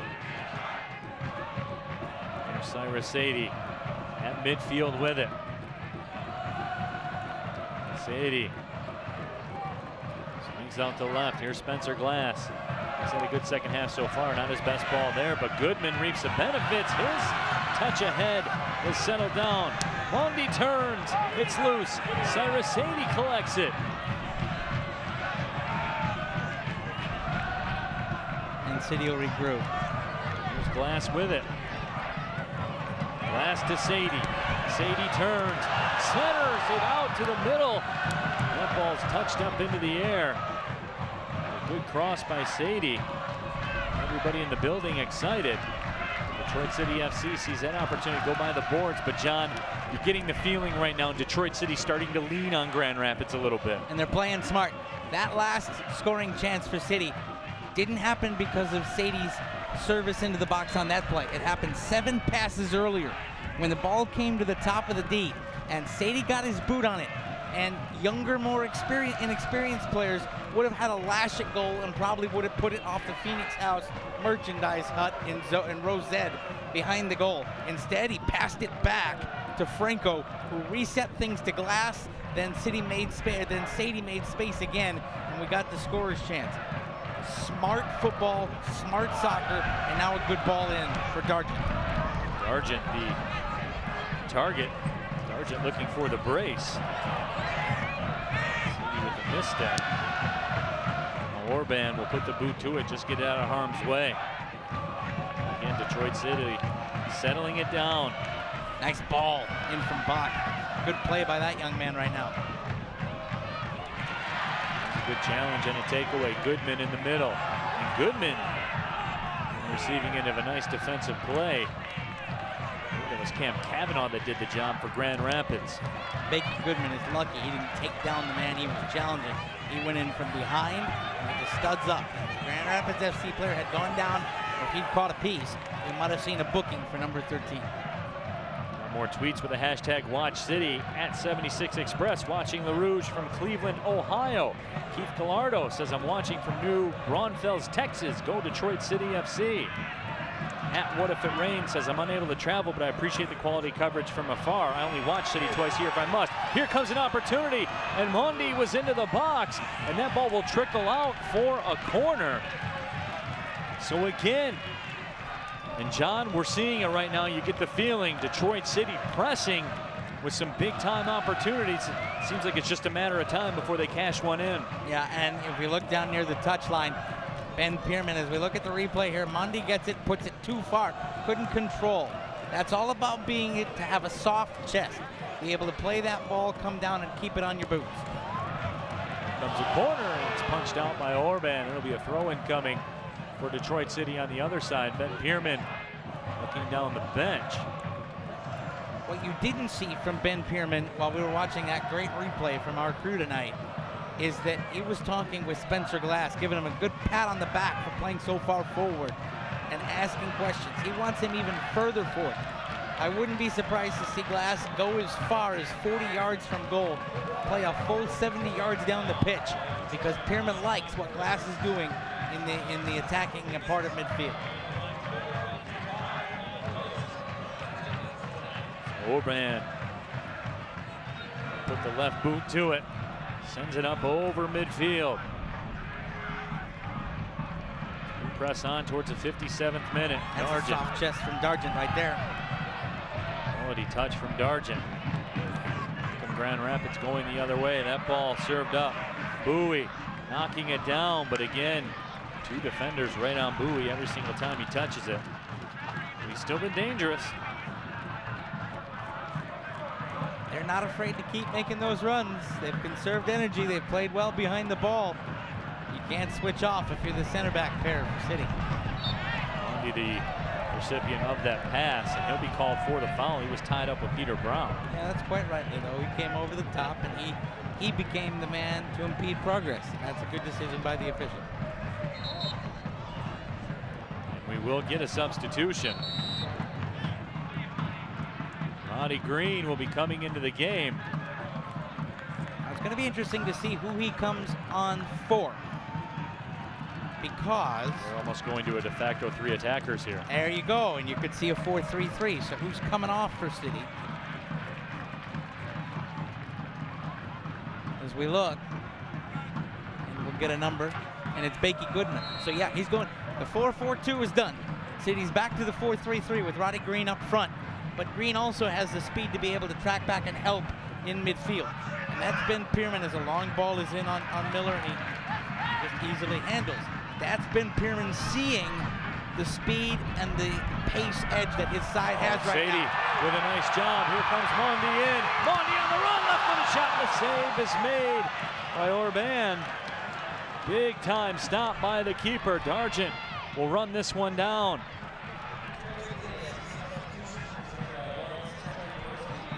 That's a heck of a job. Immediately the third forward stretching the back line, and Mondi got free. And a nice job by Orban to come out and deny. Made the right choice to challenge and come out and make the play. Mormon unable to knock that pass down. There's Stephen Carroll settling things down. Carroll scored 3 goals for Davenport last year. Davenport, quite a powerhouse soccer organization in the NAIA. Sadie swings it around to the left. Mondi knocks it down. Dargent circles. Mondi give and go. Dargent, can he get through with it? He can. Dargent to Sadie. Sadie tried to finesse touch through. Sadie taken down. Official says play on, probably because they got the throw in anyway. That ball will be served into the box. Beautiful Here service. comes Glass, stepping in, and Glass shanks it. Sends it off to the left side, and now it's time to get our answer to our weekly trivia presented by Faygo. The question was, what is Bakey Goodman's favorite Faygo flavor? We did you guys wrong on this one. It was a trick question. Bakey has never had Faygo. He has no idea what it is because he's from Florida. When we asked him what his favorite flavor was, he said, "What is Faygo?" But let me tell you this, guys, if he tried it, it would be Rock and Rye. And we will convert him by the end of the season. So that's what I'm going to go on the record and say Bakey Goodman's favorite flavor is Rock and Rye, even though he doesn't know it yet. So trust me, Bakey, you like Rock and Rye. So Sadie with it. Got pushed, no decision, as they'll play advantage. 60th minute. 1-1 the score. Grand Rapids FC playing with 10 men. Look at how far City is forward. Look at how far Glass is forward. He's 40 yards from goal. 35 yards from goal now. City just, the boa constrictor is closing in on Grand Rapids FC, choking that back line and forcing them to continue to answer questions. With the hashtag #WatchCity, our good friend NGS Louisville says, ouch, a ball to the solar plexus. NGS Louisville sounded like Gorilla Monsoon on that one with the solar plexus. Tony Weatherly says, miss being there. And my fine Northern Guard friends, win or bust, loving the stream. And NGS Louisville asks, Glass for man of the match? Right now, yes. I don't have any issue with that. The next 15 minutes of the match are brought to you by Rip It, the official energy drink of Detroit City FC. I think the man of the match narrative is yet to be written, however. Here in the 61st minute, we're just under 30 minutes of regulation time remaining. Look at how much space Glass has to run. They didn't close him down. And a beautiful turn and keeps it. There's Glass stepping through. Glass into the box. And that ball touched out. And a goal kick will be awarded. Spencer Glass doesn't like it. But Glass, John, and you see here, and this, I haven't read this from anywhere, I haven't heard this from anyone, but just looking at him, especially with his resume on paper, could be one of the most talented players in the league, especially how offensive he is from that defender spot. Absolutely, and he is someone who plays excellent defense, but isn't afraid to get forward. And this is where that 4-4-1 we've seen from Grand Rapids starts to backfire, because the 4-4-1 is so compact that you are daring teams to run at you and run at you. And if you dare Spencer Glass to run at you, he's going to say, cool, I can go ahead and attack on the wing. And that allows your midfield, that midfield three now, to take up positions around the area to kind of whip it round the horn and beat the back line to offer in service. And if you look at it now, and you can't, right there, the camera's at the top of the picture, but here in the bottom, look at the acres of space Glass has. 3 players watching him, nobody closing him down. And it allows him to go and move forward, and Dargent there gives it away, but then gets it back. But Glass has acres of space. Here is Dargent with it at his feet. Back heels it for Glass. And Glass will take it away, and Glass caught one on the side, it looks like. Speaking of the solar plexus, looks like he caught some action in his side. And by the way, a nice job by our shooters up top to get down and show you those acres of space for Spencer Glass. We have a brief injury. Catch your breath stoppage. 63 minutes on the clock.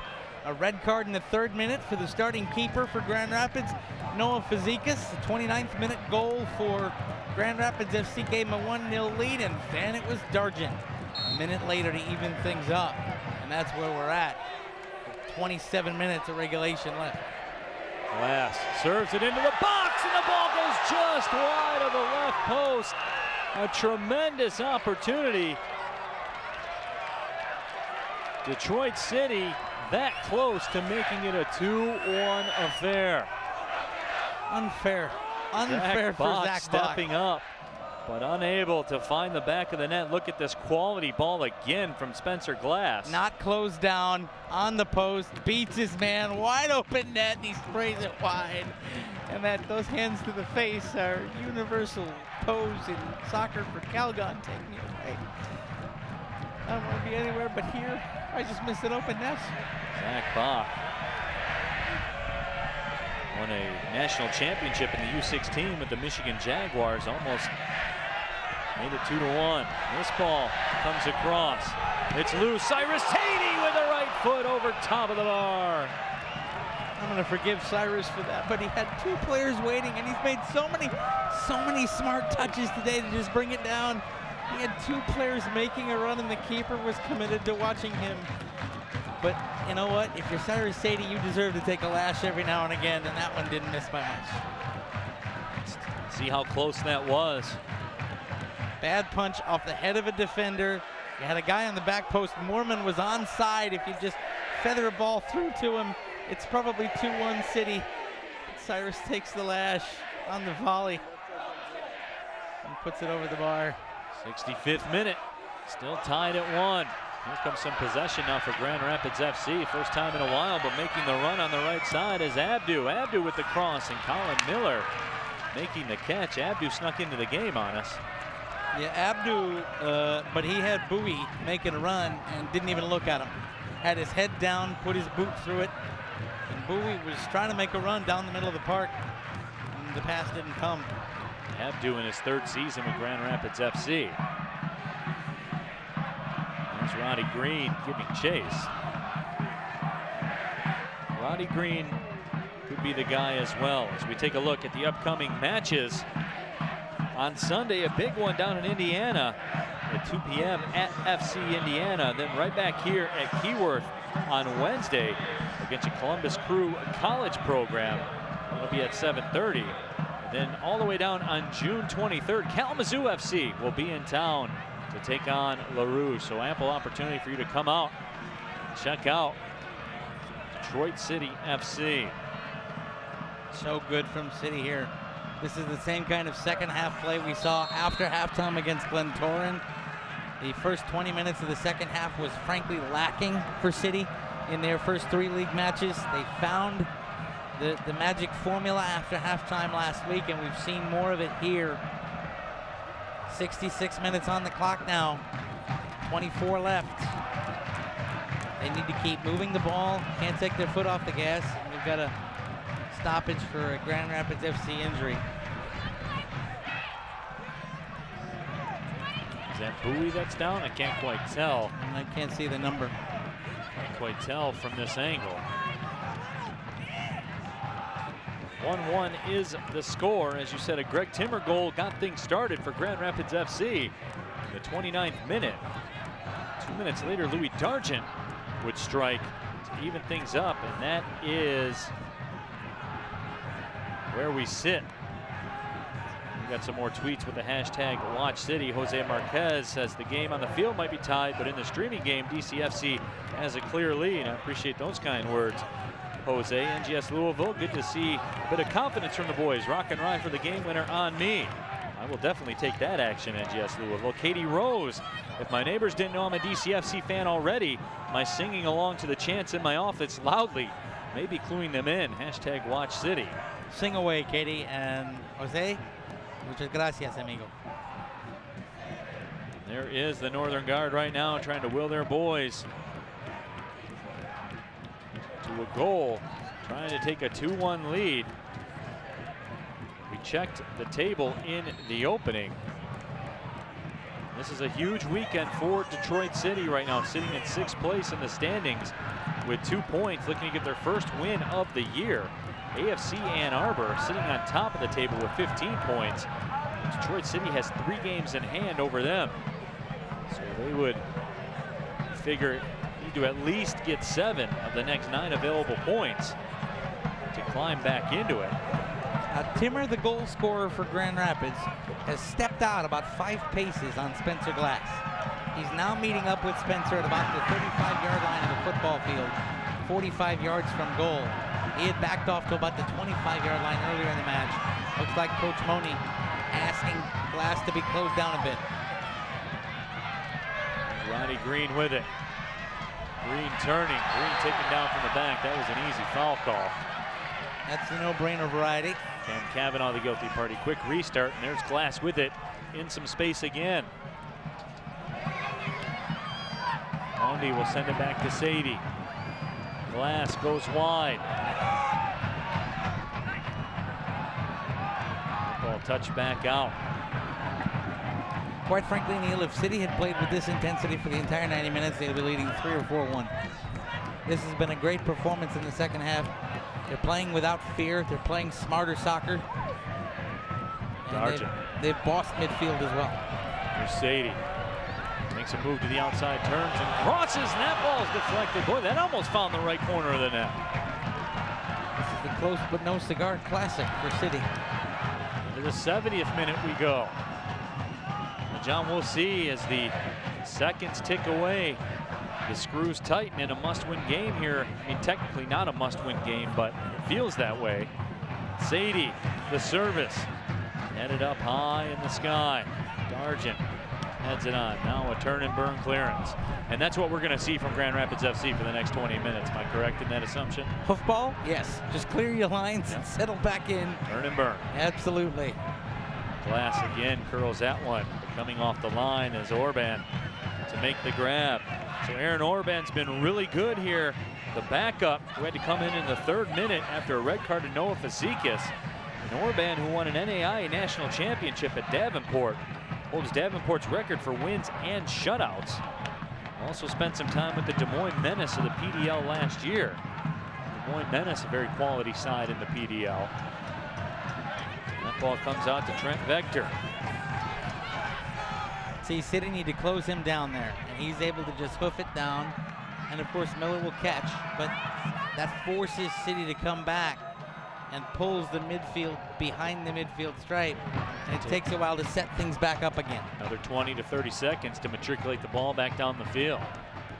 It's like icing the puck on a power play, on a penalty kill rather. That's all this is right now. There's a long ball up to the left side. Mondi on the run, trying to settle it down. Mondi turns. Mondi into the box, and his pass taken away. Boy, good aggressive run defensively by Timmer. He's got a goal here tonight. Made a good defensive play there. And the smart thing for Mondi is he didn't try to go for goal. He held it up, and that allowed the rest of City's attackers to get forward. Those few seconds reverse field, and now you see 9 of City's 11 players, or 8 of City's 11 players, forward of the midfield stripe. And we get some players locked up. The foul will go against Detroit City. Derek Odom set to come in the game, as is Sean Lawson. So keep an eye on Sean Lawson when he comes in. The former Golden Grizzly product under head coach Eric Pogue. Always dangerous, and now off the quick restart, here's Grand Rapids FC with a chance, but Omar Sinclair, John, comes all the way back to break that play up. And then Zach Bach does what I wanted him to do earlier in this game. Just hooks it clear. Sadie trying to make a bid at a counter. He's unable to. The throw in coming. That will allow the substitutions to come in. So Odom and Sean Lawson in for Detroit City FC. So let's see what we're doing in terms of who comes in and who comes out. So Lawson comes in. Coming out is Mormon. That's like for like. So Sinclair coming out on the other side. Still in that 4-for-3. And Odom comes in. And Omar Sinclair comes out, and Odom's forward. So Pearman putting even more attacking presence on and trusting even more in what is now a 3-man back line. He is going forward. You have to give Ben Pearman credit. He's leaving nothing in the chamber here tonight, John. Well, this is what you have to do. He knows that a draw is a loss for City at home in this situation. Right. And so now it's go get the win, because if you drop 2 points here, dropping 2 or dropping 3, it's points drop. That foul will go against Grand Rapids FC. Nick Abdu, the guilty party. So here we go. Strap in, 17 minutes of City Fury on the way. I'm telling you, John, keep an eye on Sean Lawson. He can run, he has the pace. And he will run through a wall for Pearman. We've seen it this season. He tries, he runs, he will leave everything he has, the entire petrol tank, will exhaust itself in the next 16 minutes and 30 seconds. More tweets with the hashtag WatchCity at LidsNGS. Cyrus has been inches from 2 absolute worldlies, and then that certainly is a good call as substitution comes in. Tarwu Kombloa coming in for Grand Rapids FC, replacing Trent Vector. Kombloa in. Kevin Thomas, founder circle member, watching DCFC from Wellington, New Zealand. I wouldn't even begin to know what time it is in New Zealand right now. It's not this time, that's all I know. It's the middle of the day, and I'm surprised he's got time for us with the British and Irish Lions down there getting ready for their tour, and with New Zealand in the ICC Champions Trophy. Nice job fitting us in.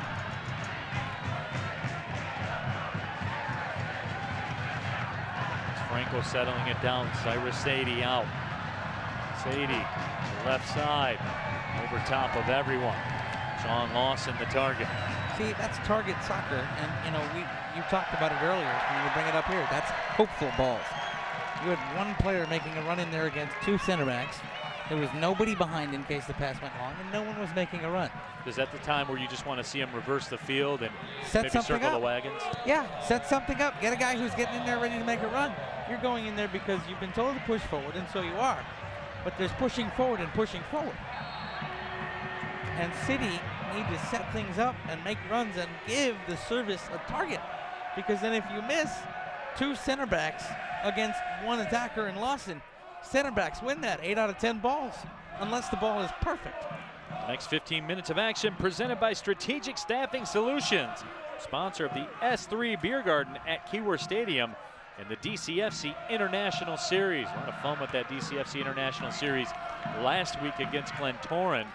Of course, Venezia from Serie B will be in town in July. We'll have to see you come out for that. I'm excited beyond belief for that game, John. That's going to be a lot of fun. Going to be great, and it says a lot about City that a Serie B club comes over. We started out with FC United of Manchester, then the the Danske Bank Northern Ireland Premier League, and now Serie B. Keep marching up, and frankly, in terms of environment, I'll take Venezia DCFC over PSG Roma any day of the week and twice on Sunday. Ball served up long. Mondi, the target, will settle it down. Cyrus Sadie with it. More tweets with the hashtag Watch City. David Sabin says, watching from Philly, sending goal-winning Twitter vibes.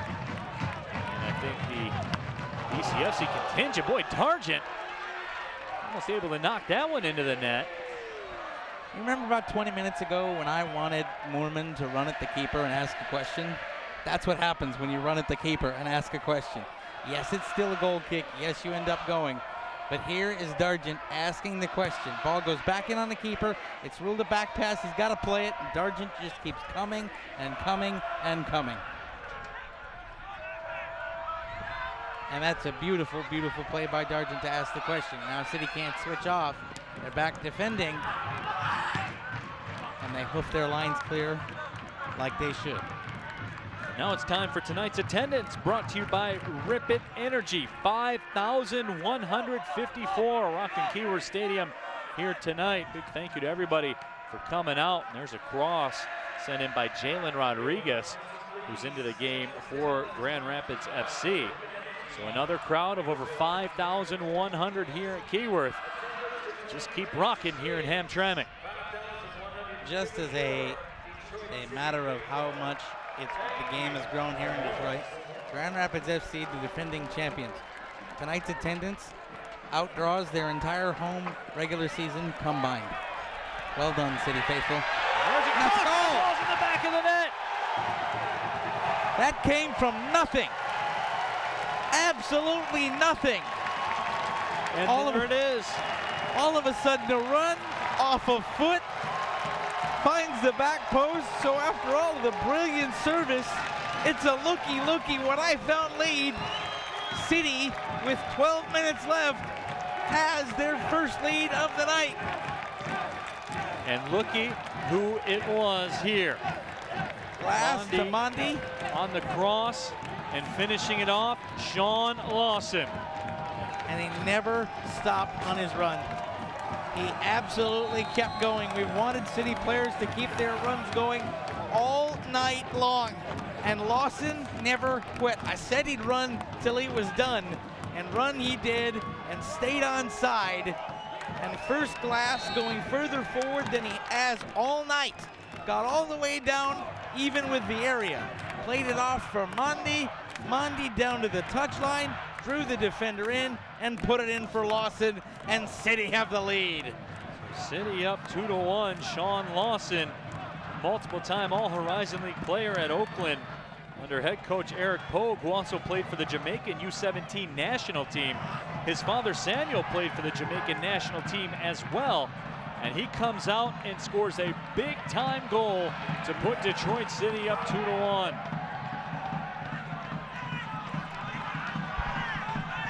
They are not giving an assist on the goal. It did go off the keeper and back to Lawson.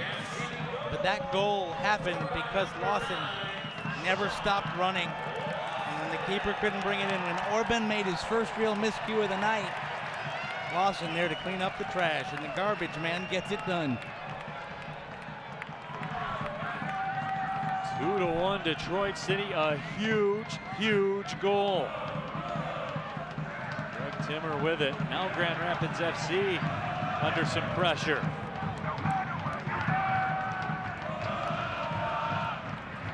We'll see how they respond. Now keep in mind, they're playing with 10 men. So Detroit City FC, they press too far forward, you would think would have an opportunity to counter and put this one to bed. Couple players getting ready to come on for City waiting. Troy Watson and Dave Edwardson, two midfielders. I would not be surprised to see City put 5 in midfield at this point. I'll wait to see who Caesar brings off. But the captain coming on, somewhere the fiance might be looking on. And now the danger for City is you cannot be all or nothing. You know, you've got the lead now. You don't want to go and pull GRFC and put 8-9 behind the ball because it invites Grand Rapids forward. Play normal. You don't have to press, but scoot yourselves a little bit to make the back line for Grand Rapids respect that and stay back further. I believe that's Mundy coming out for Detroit City. Cyrus Sadie making the walk towards the sideline as well. So Troy Watson and Dave Edwardson. Head coach Ben Pierman going to the bullpen, bringing in the closers with a 2-1 lead.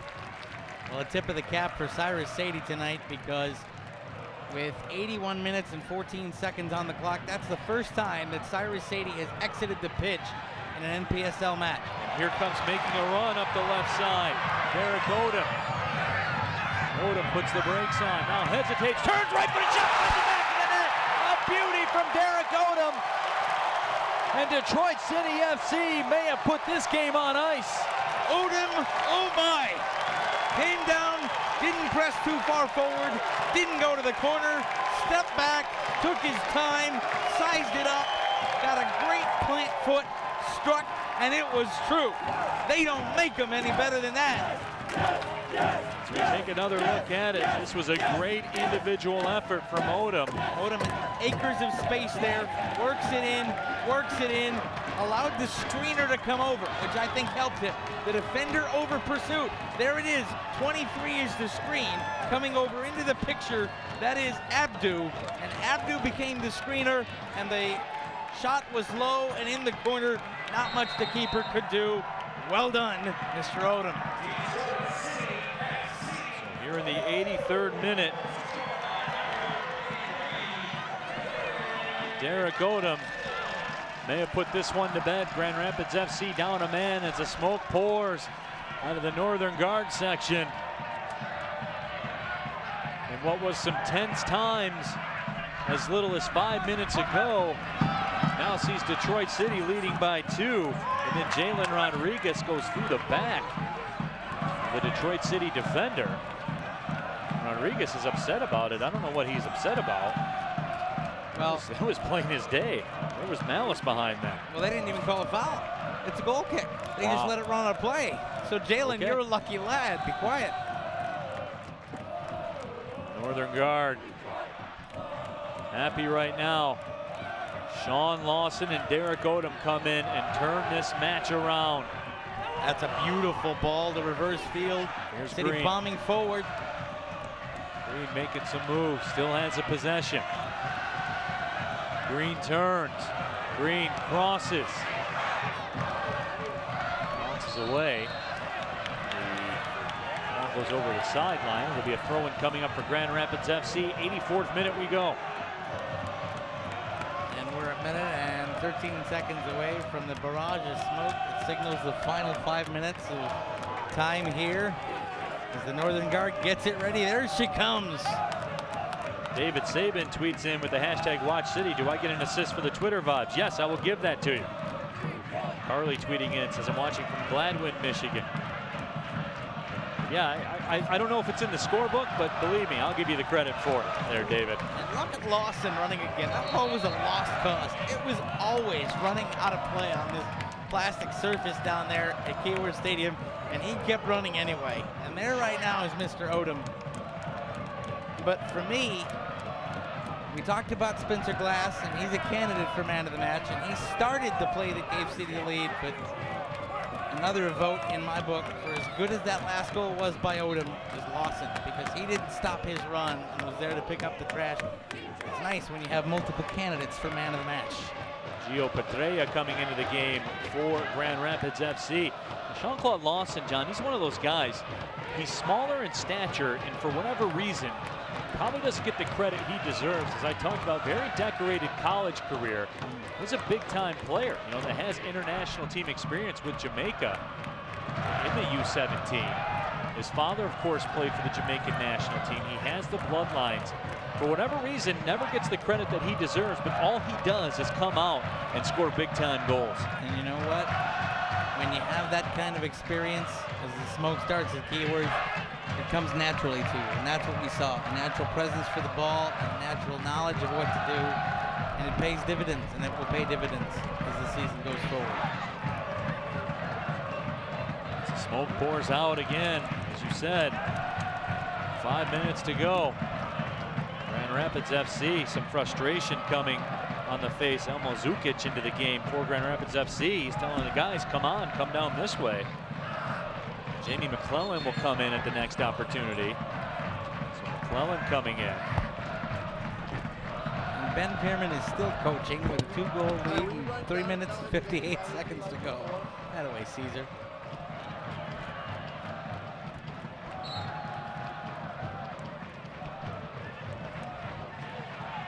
And now Grand Rapids has come disjointed. That midfield is all over the place. There's no real line. The back line is not centered at all right now. City, if they wanted to, could bomb forward and be onside.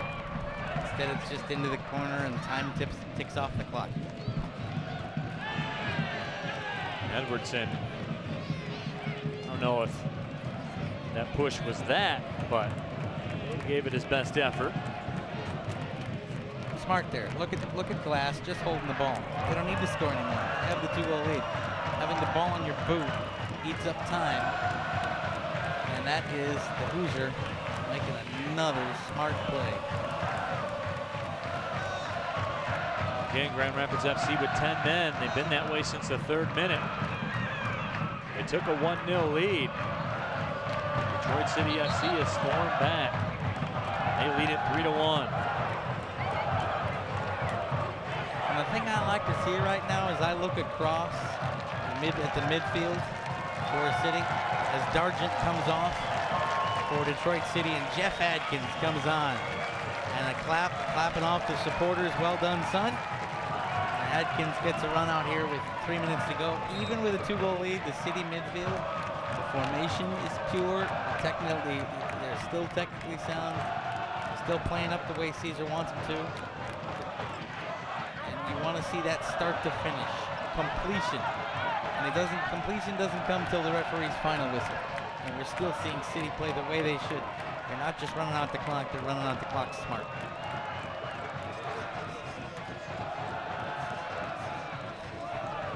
And the fans over there along the far sideline. The ball went into the crowd. Took them a while to get it back. And the fans took a moment or two to get that ball back in play. There's some 12-man action. Give him a yellow card for time wasting. Sean Lawson, the target on the throw-in. We're in the 89th minute. Sean Lawson and Derek Odom flipped this game for Detroit City FC. Here comes Timmer. Timmer's got a goal here tonight, opened the scoring way back in the 29th minute. That feels like it was worlds ago. Look at Odom stepping in and breaking up that pass. Tracking all the way back from forward spot. Edwardson unable to track that ball down. There's a two-hand shove in the back by Abdu as Everton taking some liberties with the ball. Soccer version of pout. Jalen Rodriguez turning with it. Some MLS scouts in the house to check out Jalen Rodriguez here tonight. Ball served out. Sean Lawson knocking it down. Lawson bodied off the ball by Peter Brown. And yet the ball kept going back toward the keeper, and so Lawson's okay with that. Mission accomplished in the 90th minute. You know, you and I talked about this back in about the 37th minute. We were hoping that the extra man would slowly eat away at what Grand Rapids was able to do and would allow City the chance to use pace. Ben Pierman called for it at halftime. And with some extracurriculars down here, as our fourth official's coming over, and he's seen something that he wants to have addressed. And there's a Grand Rapids fan that's getting a little overzealous here in the crowd. And now the Grand Rapids fans mixing it up with security a little bit. And this is all on the Grand Rapids fans.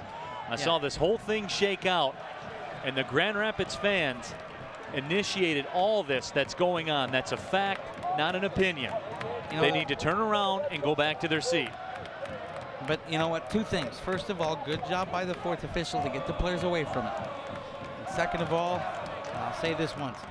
The supporters section across the way from us, the Northern Guard, has a lot of people saying a lot of things about them when they go on the road, the Rouge Rovers.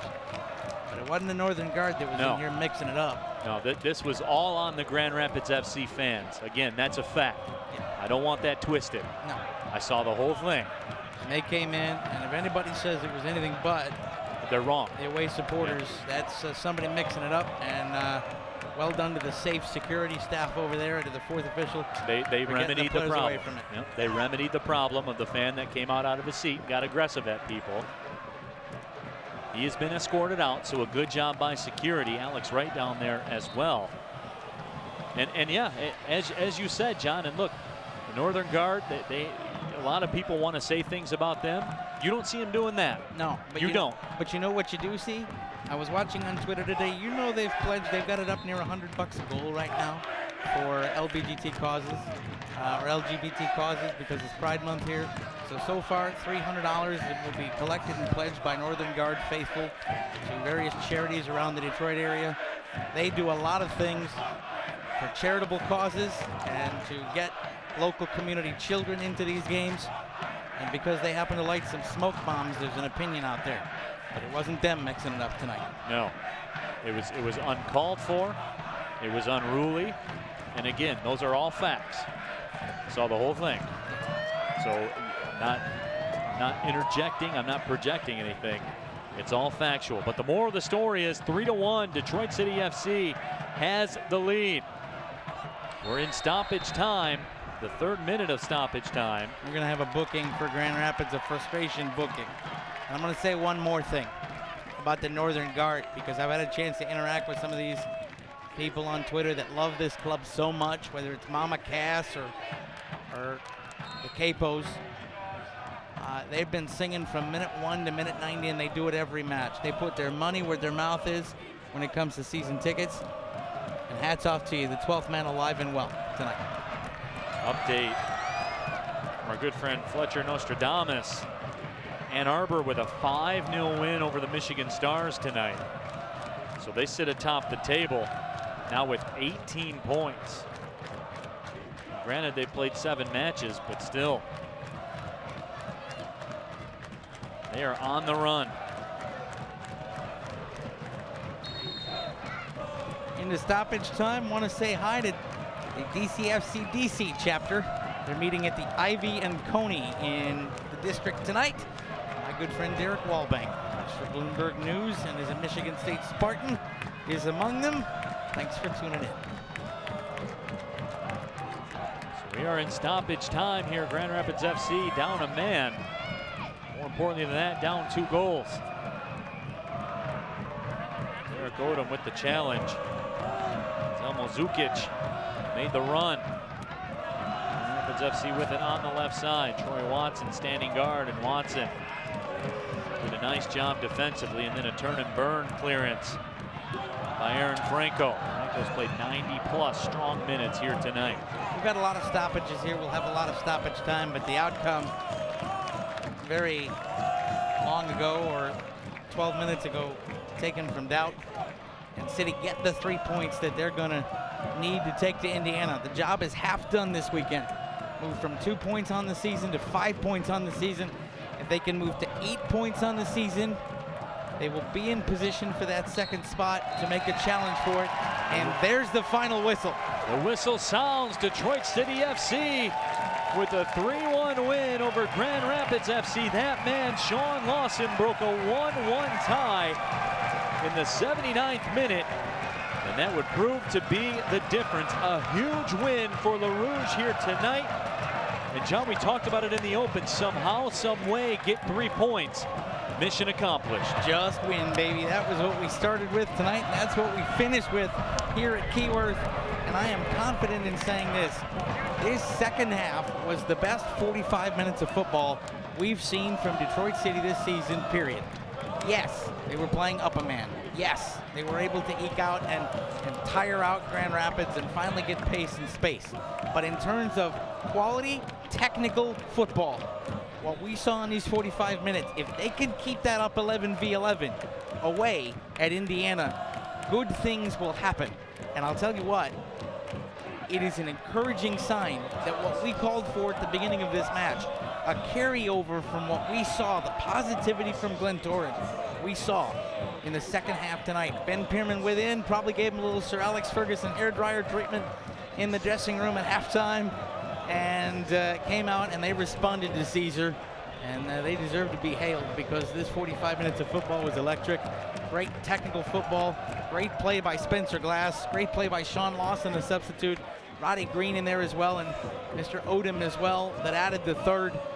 Really, City flexed their muscles and showed us what we could do. Congratulations, Le Rouge, but now we know what you can do, and we want to see more of it. Right now, standing by with head coach Ben Pierman, our sideline reporter Lindsey Pearson. Lindsey. Thanks, Neil. Coach, how'd you see your team respond there in the second half? Good. I told you at halftime we got out hustled. We were too lethargic. It was just a little kick around. Totally different second half. And I had to shout at them at halftime. I don't know if that did the trick, but we obviously played with more desire, more energy. It was nothing tactical. It was just pure effort. So, you know, and the players knew it. It wasn't like, oh, coach is yelling. So we played better in the second half. You know, Sean getting that goal, let it open. They sat back, obviously a man down. But I told the team, we've been prepping for this game for basically almost, 12 days. I said lose, win, or draw. We put it behind us, a little training and travel tomorrow, and then we got a big one on Sunday. So we just got one game at a time. We got 10 left.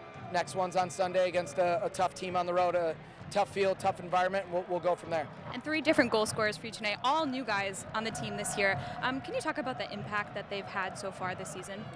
Yeah, I mean, probably the best player on the field who's a new guy, and I don't know if he scored or not, but Tyrone was special. Louis, great finish. Sean's been with us before, but he's new to the club, and then another great finish by Derek. So you throw in Bakey and Owen and Carroll and Bach and Glass and these guys, like we got a lot of new guys. We started 8 new guys this game. I'm a guy who likes comfort and familiarity, but we've got some new guys that are pushing, and then that makes some of the older guys return and play harder. So the impact's been there. Now it's getting guys to gel. I mean, we're still devastated by injuries, but it doesn't matter. We still got to go out and push for 90 minutes, do the same thing Sunday afternoon. Thanks, Coach. Good luck Sunday. And guys, I'm joined by Tyrone Mundy, man of the match tonight. Tyrone, walk us through that goal there that you set up, that winning goal. The coach told us we should play in behind because the defenders were really slow, so we just used that tactic and went in behind, and I thought one-on-one I can always take him because I have pace, and I just put it behind him, and I saw Sean making a run, and I just put it in between the goalkeeper and the defenders, and he just tapped it in right there. And what are some positives you can take heading into Indiana on Sunday? Definitely the whole defensive structure we played today. We worked as a team, we worked as a group, as a unit, and just that family feeling we have since we had 2 weeks to prepare for this game, for this weekend, and it was just an amazing feeling to work with the guys, and that's one of the positive defensive and also scoring goals, getting on and getting on the assists. You know, there's always guys putting in the work. The guys coming off the bench that are always ready to work if the other guys come off. That's a few of the positive things I have to say about the game today. And I always ask the new guys, what's it like playing at Keyworth in front of these supporters? It's an amazing feeling, you know. It's like it's almost as if you're playing as a professional player. So, but the feeling is so much better. I played back at home and there was nothing compared to this that I'm feeling right now. But it's amazing. It's amazing, I have to say. Great job tonight, Tyrone. Thank you very much. Neil, back to you. Thank you very much, Lindsay. 3-1. Le Rouge gets a huge win that they had to have over Grand Rapids FC. And we'll take a look at how that impacts the NPSL table here tonight. As we take a look around the lead, or excuse me, around the league, you see that big win by AFC Ann Arbor. They crushed the Michigan Stars by the score of 5-0. Milwaukee with a road win as well, 3-2 over Lansing. That does some service for Detroit City FC. And Kalamazoo FC with the tie against FC Indiana. So you look at it from that standpoint, John, these results are good results. If you're Detroit City FC, that team that was sitting in second, Lansing United, they dropped the decision at home. As we take a look at the updated table, you see Detroit City FC creeping up to that 5th spot. Now with an opportunity against FC Indiana on Sunday. This table could look very different come Sunday night. And they get the 6-point swing because Lansing dropped 3 points, City pick up 3 points, and now you have to pick this up because now you go away and you don't have the Northern Guard behind you. You'll have the Rouge Rovers, but you got to create your own energy. So you have to take this, remember it, bottle it, feed on it, and then put it into play Sunday at Indiana. One note here as we leave the Keyworth faithful, I was talking with Coach Money from Grand Rapids FC.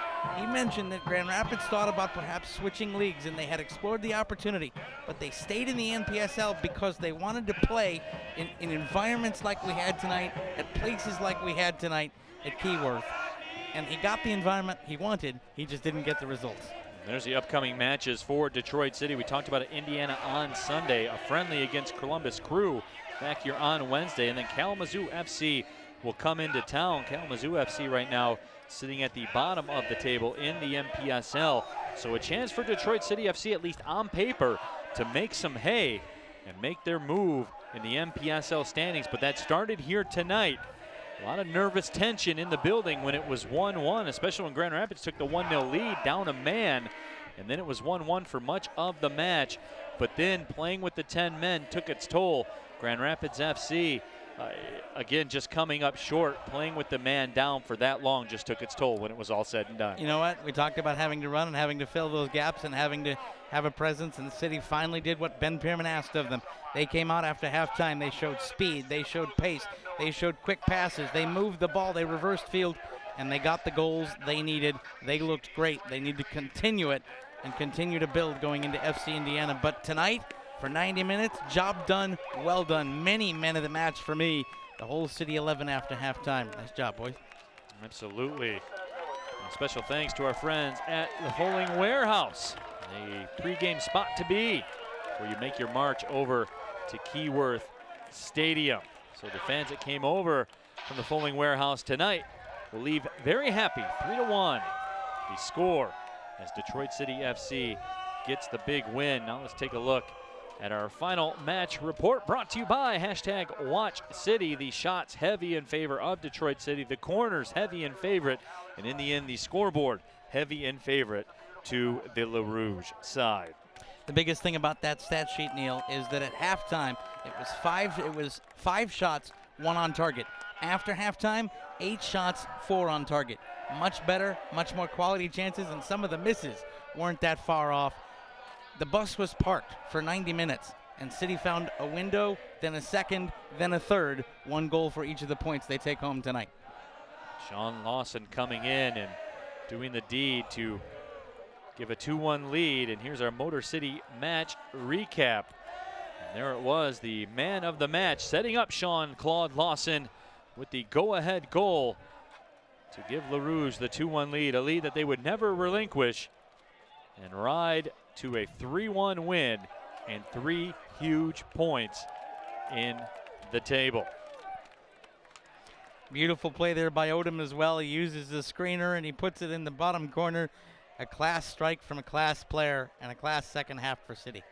So the fans begin to make their way out of Keyworth Stadium here tonight as we take a look at our weekend recap brought to you by airforce.com. And fans, make sure that you log on to DebtCityFC.com every Monday to read LaRouge updates. And of course, they will have the action from tonight's game and after Sunday's game as well at FC Indiana. The Michigan Stars will travel to Lansing United. And John, quickly, that Stars-Lansing United game becomes a huge contest for Lansing United if they want to stay in the top two. Absolutely. They need to come out and they need to do the business at home. Stars are a hit-or-miss team this year. They've gotten some results. We'd like to see them get a result up in Lansing. So that will do it for our coverage here tonight. Very entertaining game that saw the Northern Guard walk out of here happy. Detroit City FC playing a man up for a good portion of this match, eventually able to break through in the second half and get the 3-1 win after Jean-Claude Lawson broke a 1-1 tie. Derek Odom would put the finishing touches on it, and the smoke was pouring. The Northern Guard supporters section. For our entire crew and my broadcast partner John Krieger, this is Neil Rule saying thank you for watching, everybody. Well, see you later.